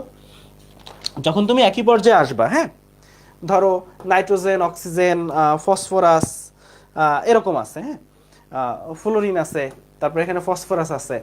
তো ধরো তোমাকে বললো যে নাইট্রোজেন, ধরো এখানে ফসফরাস আছে, তারপর কি আছে? ওই যে নাচতে পারলে এসো, আর্সেনিক আছে। তো নাইট্রোজেনের অক্সাইড, ফসফরাস অক্সাইড, আর্সেনিকের অক্সাইড, হ্যাঁ, বা এরকম যে কার্বন, নাইট্রোজেন, অক্সিজেন, ফ্লোরিন, নিয়ন এরকম আছে, বোরন। তো ধরো এখানে বোরনের অক্সাইড, কার্বনের অক্সাইড আর নাইট্রোজেনের অক্সাইড, ওকে? তো বললো যে এই তিনটা অক্সাইডের মধ্যে কোনটা বেশি অম্লীয়। এখন তুমি জানো যে অক্সাইডের ক্ষারকীয় ধর্ম পর্যায়ে কমে, ফলে যত পর্যায়ের দিকে আসতেছো তত ক্ষারকীয় ধর্ম কমতেছে, মানে অম্লীয় ধর্ম বাড়তেছে। ফলে যত এদিকের গুলা হবে তত তারা বেশি অম্লীয় হবে, যত এদিকে আসবে তত অম্লীয় হবে, আর যত এদিকে আসবে তত ক্ষারীয় হবে। এই জিনিসগুলো না তুমি যদি বারবার প্র্যাকটিস না করো তাহলে এগুলো অবশ্যই তুমি প্যাচ খাওয়াবা, খুব স্বাভাবিক। এখন একটা জিনিস তো তুমি জানো যে পর্যায় সারণীতে এই সাইডে যারা আছে তারা ধাতু, আর এই সাইডে যারা আছে তারা অধাতু, তাই না? এখন তুমি এইটাও জানো যে অধাতুর অক্সাইড অম্লীয় হয় আর ধাতুর অক্সাইড ক্ষারীয় হয়, তাই না? এটা কিন্তু একটা মিলও পেয়ে গেছো, দেখছো? কারণ বুঝতেই পারতেছো অক্সাইডের ক্ষারকীয় ধর্ম এদিকে কমে, এদিকে কমে বলেই অধাতুর অক্সাইডগুলো অম্লীয় হয় আর ধাতুর অক্সাইডগুলো ক্ষারীয় হয়, ঠিক আছে? হলে এভাবে অক্সাইডের ধর্মগুলাও, এরপরও ব্যতিক্রম আছে, ব্যতিক্রমগুলাও আমরা দেখব। ফলে ধরো একই গ্রুপের যে মৌলগুলো আছে, ধরো নাইট্রোজেনের অক্সাইড, ফসফরাসের অক্সাইড, আর্সেনিকের অক্সাইড, ধরো এনে তিনটা অক্সাইড, তোমাকে জিজ্ঞেস করলো যে কোনটা বেশি অম্লধর্মী বলো তো? তাহলে নিচেরটা বেশি ক্ষারীয় হবে, উপরেরটা বেশি অম্লীয় হবে, তাই না? তাহলে নাইট্রোজেনের অক্সাইড বেশি অম্লীয় হবে, মানে এটা একটা বেসিক নলেজ। নাইট্রোজেনের অক্সাইডটা বেশি অম্লীয় হবে, এটা বেশি ক্ষারীয় হবে, কারণ গ্রুপে নিচের দিকের গুলা ক্ষারীয় হয় আর পর্যায়ের এদিকের গুলো অম্লীয় হয়। ফলে একই গ্রুপের এটা ক্ষারীয় হবে, এটা অম্লীয় হবে। যদি বলি উভধর্মী কোনটা, তাহলে তুমি আইডিয়া করবা যে মাঝখানের গুলা হচ্ছে উভধর্মী হওয়ার সম্ভাবনা বেশি। তাহলে উপরের দিকের গুলা অম্লীয় হবে, নিচের দিকের গুলা ক্ষারীয় হবে, তাহলে উভধর্মী হওয়ার সম্ভাবনা হচ্ছে মাঝখানের গুলার। তারপরও আমরা অক্সাইড গুলায় ব্যতিক্রম আছে, ফলে এগুলা ব্যতিক্রম যা কিছু আছে আমরা আলাদাভাবে শিখবো, সমস্যা নাই। কিন্তু আগে বেসিক নলেজ যেটা সেইটা আমরা আসলে একটু দেখতে চাই। হ্যাঁ, ধরো আমি তোমাকে একটু সংক্ষেপে এখানে পর্যায় সারণীটা একটু আঁকার চেষ্টা করি। Lithium, beryllium, boron, carbon, nitrogen, oxygen, fluorine, neon. হ্যাঁ, তারপর হচ্ছে কি আছে? Sodium, magnesium, aluminium, silicon, phosphorus, sulphur, chlorine, argon. আবার লিনাকে রুবি শেষে ফেলেছে, তাই না? তারপর হচ্ছে বিরিয়ানি মোগলাই কাবাব সরিয়ে বাটিতে রাখো।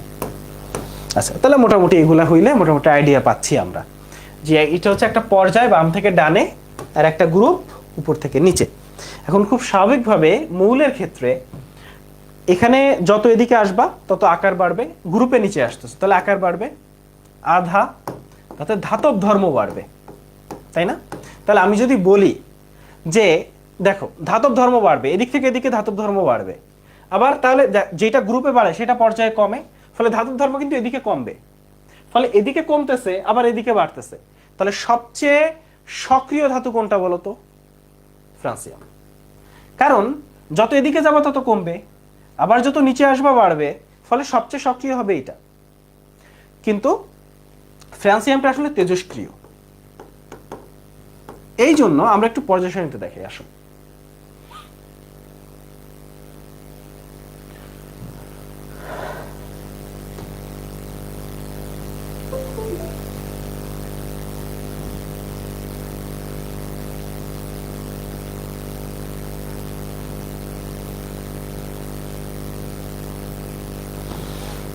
আচ্ছা ঠিক আছে, খেয়াল করো, এদিক থেকে এদিকে আকার বাড়তেছে, আকার বাড়তেছে, আকার বাড়তেছে, আকার বাড়তেছে, আকার বাড়তেছে। আকার নিয়ে কোনো ইস্যু আছে? তাহলে এদিক থেকে এদিকে আকার কমে, এদিকে যেটা বাড়বে এদিকে সেটা কমবে। খুব লজিক্যাল একটা জিনিস। আহা, কোন দিকে আসলাম আমি? আচ্ছা ঠিক আছে, দেখো এখন আসো সক্রিয়তার ব্যাপারে। যত এদিক থেকে এদিকে আসবা তত ওটা ধাতব ধর্ম বাড়বে, ফলে সবচেয়ে বেশি ধাতব ধর্ম হবে এইটার, ফ্রান্সিয়ামের। তাহলে আমি যদি বলি সবচেয়ে বেশি ধাতব ধর্ম কার, তুমি বলবা ফ্রান্সিয়ামের। কিন্তু ফ্রান্সিয়ামটা আসলে তেজস্ক্রিয়। যদি জিজ্ঞেস করে স্থায়ী সবচেয়ে বেশি ধাতব ধর্ম কার বা স্থায়ী সবচেয়ে সক্রিয় ধাতু কোনটা, তাইলে সিজিয়াম। আবারও বলি, স্থায়ী সবচেয়ে সক্রিয় কোনটা? সিজিয়াম।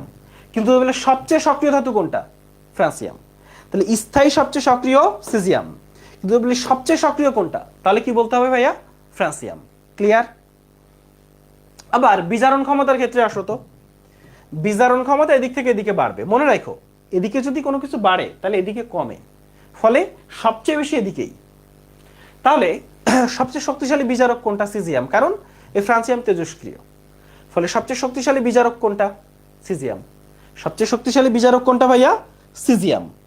এরপরে ধরো আয়নীকরণ শক্তি। আধা বিক্ষেপ এদিকে কমে, তাহলে বাকি সব বাড়ে। এদিকে আধা বিক্ষেপ কমে, তাহলে বাকি সব বাড়ে। তাহলে ধরো আয়নীকরণ শক্তি বাড়ে, ইলেকট্রন আসক্তি বাড়ে।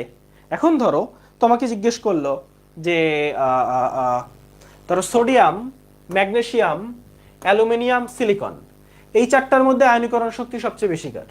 এই চারটার মধ্যে আয়নীকরণ শক্তি সবচেয়ে বেশি কার? তুমি কি বলবা বলো? এই চারটার মধ্যে আয়নীকরণ শক্তি সবচেয়ে বেশি বললে তুমি বলবা সিলিকনের আয়নীকরণ শক্তি সবচেয়ে বেশি। ঠিক আছে, মানে বেসিক রুল। এরপরে ব্যতিক্রমগুলো পরে শিখাবো। আসো, আবার তোমাকে জিজ্ঞেস করলো যে লিথিয়াম, সোডিয়াম, পটাশিয়াম, রুবিডিয়াম, এই চারটার মধ্যে আয়নীকরণ শক্তি বেশি কার বলো তো? লিথিয়াম, সোডিয়াম, পটাশিয়াম, রুবিডিয়াম, এই চারটার মধ্যে আয়নীকরণ শক্তি সবচেয়ে বেশি কার? কমেন্ট করো।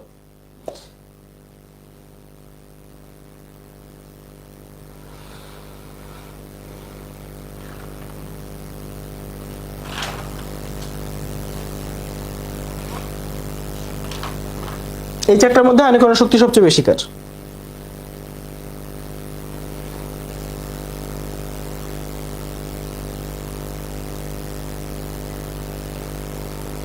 এই তো সবাই বুঝছে। তাহলে এই চারটার মধ্যে আয়নীকরণ শক্তি সবচেয়ে বেশি হচ্ছে এই ভদ্রলোকের, তাই তো? এই চারটার মধ্যে এই আয়নীকরণ শক্তি সবচেয়ে বেশি হচ্ছে এই ভদ্রলোকের। তাহলে মোটামুটি আমাকে বলো যে এই পর্যন্ত আমি যা কিছু পড়াইলাম তোমারে, এই পর্যন্ত আমি তোমারে যা কিছু পড়াইলাম তুমি বুঝছো কিনা বলো? এই পর্যন্ত আমি তোমারে যা কিছু পড়াইলাম তুমি বুঝছো কিনা?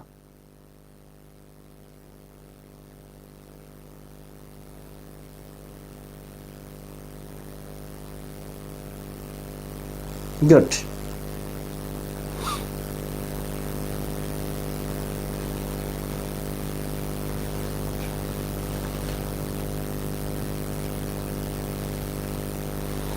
এখন ধরো বিজারণ ক্ষমতা এদিকে বাড়ে, তাই না? তাহলে বিজারণ ক্ষমতা এদিকে কমে। আচ্ছা, বিজারণ ক্ষমতা এদিকে যদি কমে তাহলে অবশ্যই জারণ ক্ষমতা বাড়ে, তাই না? তুমি সহজ ভাষায় চিন্তা করো যে বিজারণ ক্ষমতা এদিকে বাড়ে মানে কি? এরা শক্তিশালী বিজারক। তো আমি যদি বলি লিথিয়াম, সোডিয়াম, পটাশিয়াম, রুবিডিয়াম, এর মধ্যে শক্তিশালী বিজারক কোনটা? তুমি বলবা রুবিডিয়াম। কারণ বিজারণ ক্ষমতা বাড়ে মানে শক্তিশালী বিজারক হয়। এই চারটার মধ্যে শক্তিশালী বিজারক হচ্ছে রুবিডিয়াম। আবার ধরো এদিকে বোরন, কার্বন, নাইট্রোজেন, অক্সিজেন, ধরো এই চারটার মধ্যে জারক শক্তিশালী কে বলো তো? শক্তিশালী জারক কে? অক্সিজেন শক্তিশালী জারক। হ্যাঁ, বা তুমি জানো যদি আমি ফ্লোরিনের হিসাবে আসি, ফ্লোরিন আরো শক্তিশালী জারক, আরো শক্তিশালী জারক, কারণ এদিকে জারণ ক্ষমতা বাড়ে, ফলে এরা শক্তিশালী জারক হয়। এদিকে জারণ ক্ষমতা বাড়ে, ফলে এরা শক্তিশালী জারক হয়। আবার ধরো আমি চারটা অক্সাইড দেখাই তোমাকে। ধরো কার্বন অক্সাইড, কার্বনের অক্সাইড, সিলিকনের অক্সাইড, জার্মেনিয়ামের অক্সাইড আর টিনের অক্সাইড। কি কি বলছি ভাইয়া? কার্বনের অক্সাইড, সিলিকনের অক্সাইড, জার্মেনিয়ামের অক্সাইড আর টিনের অক্সাইড।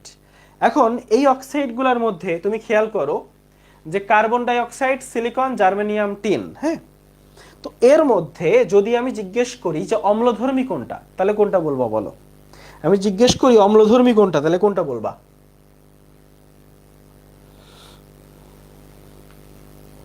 অম্লধর্মী বললে অবশ্যই কার্বনের অক্সাইড বলতে হবে।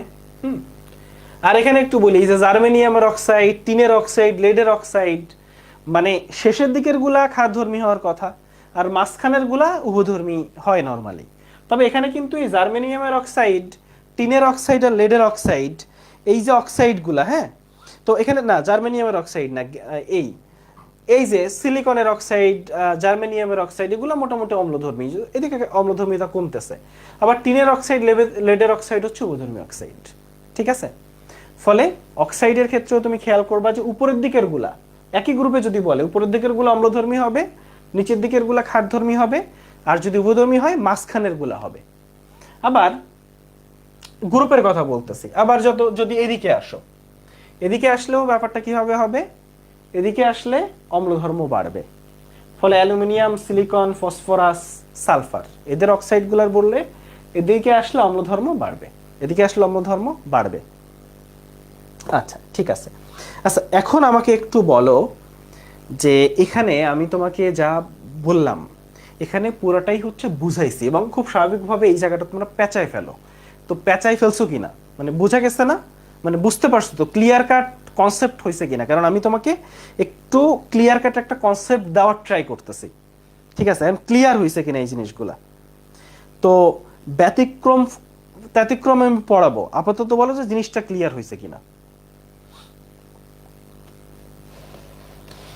যেমন ব্যতিক্রম আসলে কোনো অভাব নাই, জিনিসটা বুঝাই। ধরো গ্রুপ অন যখন তুমি দেখবা তখন লিথিয়ামে বেশ ভালোই ব্যতিক্রম পাবা, বুঝছো? আবার গ্রুপ 2 যখন দেখবা বেরিলিয়াম, ম্যাগনেসিয়ামে ব্যতিক্রম পাবা। ব্যতিক্রম আর ব্যতিক্রম, ব্যতিক্রমের কোনো অভাব নাই। যেমন এই যে ধাতব, আচ্ছা একটা জিনিস বলি যে ধাতব ধর্ম, এদিক থেকে এদিকে কি ধাতব ধর্ম বাড়ে না? এদিক থেকে এদিকে ধাতব ধর্ম কি হয় বলো?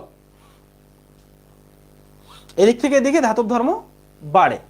ঠিক আছে, এদিক থেকে এদিকে ধাতব ধর্ম তোমার বাড়তেছে। ওকে, এখন একটা জিনিস বলি যে গ্রুপ 1 আর গ্রুপ 2 এর যারা, এই এস ব্লকের যারা, এরা হচ্ছে নরম ধাতু।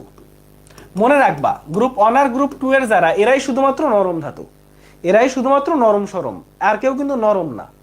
এই গ্রুপ ডি ব্লকে যারা আছে, এখন একটা জিনিস বুঝো তো যে এই যে ল্যান্থোনাইটের অ্যাক্টিনিটের অবস্থান কোন জায়গায় বলো? কোন জায়গায়? এই জায়গায়, এই মাঝখানে।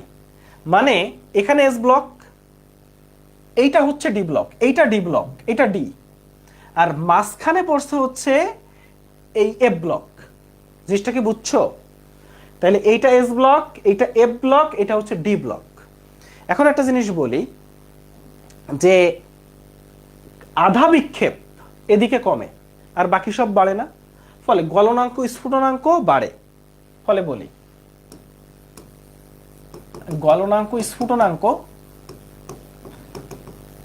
বাড়ে, এদিক থেকে এদিকে সবই বাড়ে আধা বিক্ষেপ বাদে, ফলে গলনাঙ্ক, স্ফুটনাঙ্ক বাড়ে। এখন দেখো আগে এস ব্লক, তারপরে এফ ব্লক, তারপরে হচ্ছে ডি ব্লক, এদিক থেকে গলনাঙ্ক, স্ফুটনাঙ্ক বাড়ে। তাহলে আমি যদি বলি যে এস ব্লকের থেকে এফ ব্লকের গলনাঙ্ক, স্ফুটনাঙ্ক বেশি, ঠিক আছে না? এফ ব্লক থেকে ডি ব্লকের গলনাঙ্ক, স্ফুটনাঙ্ক বেশি, এটা কিন্তু বলা যায়। ঠিক আছে, মানে এদিক থেকে এরা রাফ টাফ, এর থেকে এরা বেশি রাফ টাফ, বোঝা গেছে?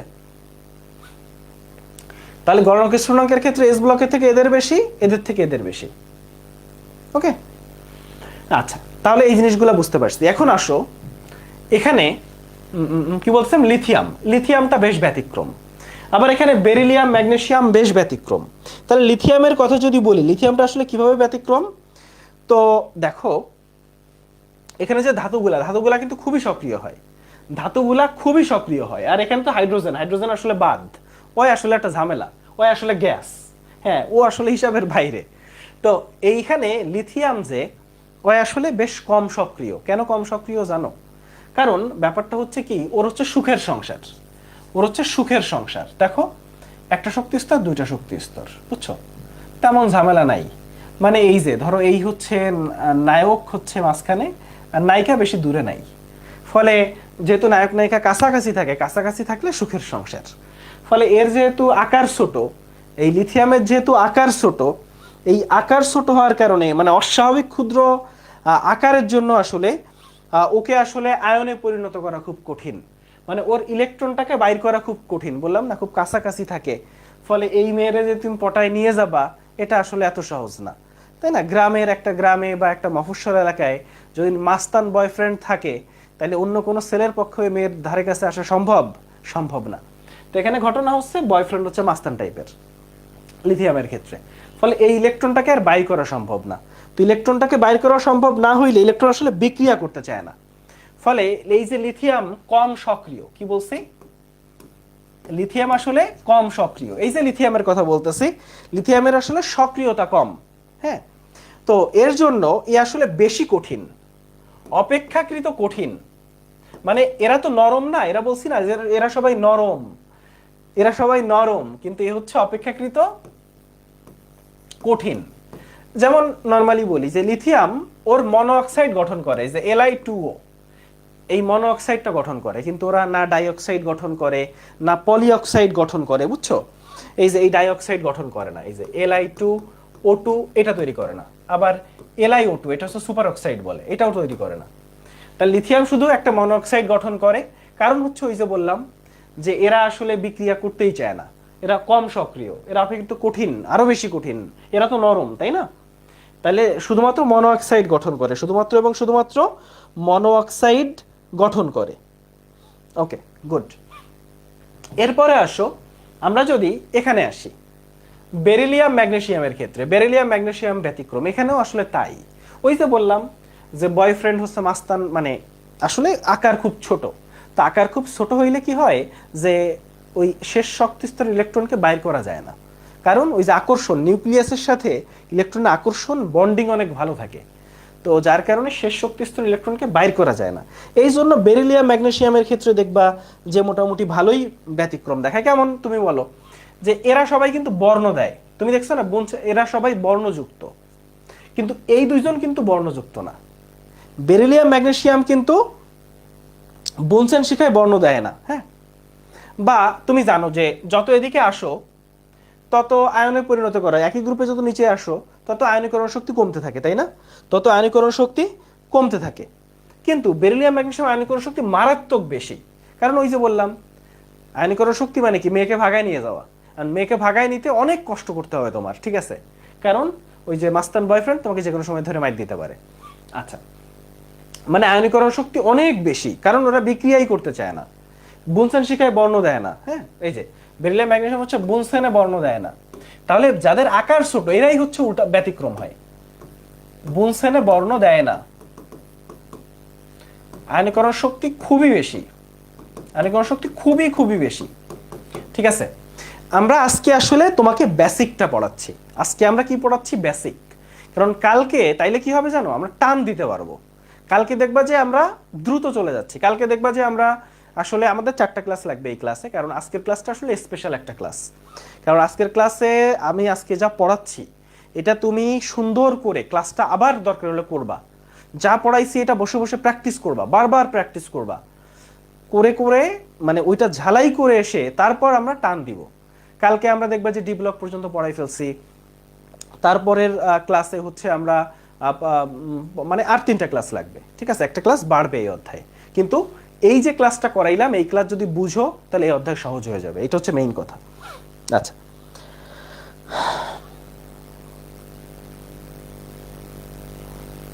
হ্যাঁ স্লাইডগুলো দিয়ে দিব, হ্যাঁ স্লাইডগুলো দিব। আচ্ছা ঠিক আছে। আচ্ছা তাহলে হ্যাঁ যদি কারো আবার ক্লাসটা করা লাগে আরেকবার ক্লাস করো, কোনো ইস্যু নাই, কিন্তু ক্লাসটা আবার করো। তো আজকে মোটামুটি আমি আসলে বেসিকটা মোটামুটি বুঝাইতে পারছি আশা করি। এরপরও আসলে আছে এই অধ্যায় তো পুরোটাই বেসিক, বেসিকের একটা ডাব্বা, ঠিক আছে। তো যাই হোক আমি আজকে আসলে ক্লাসটা এখানে রাখবো, কিন্তু আমাকে বলো যে আজকে আমি ক্লাসে যা পড়াইলাম এই জিনিস তুমি বুঝছো কিনা, একটু সবাই হাত তুলো, এই জিনিস তুমি বুঝছো কিনা।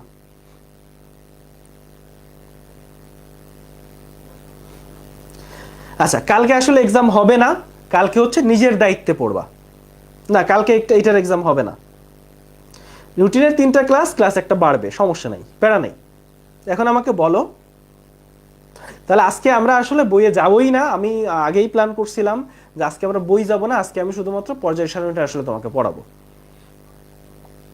আচ্ছা ঠিক আছে, তাহলে আজকে হচ্ছে এ পর্যন্ত। সবাই ভালো থাকেন, সুন্দর থাকেন, সুস্থ থাকেন, এই তো, আল্লাহ হাফেজ।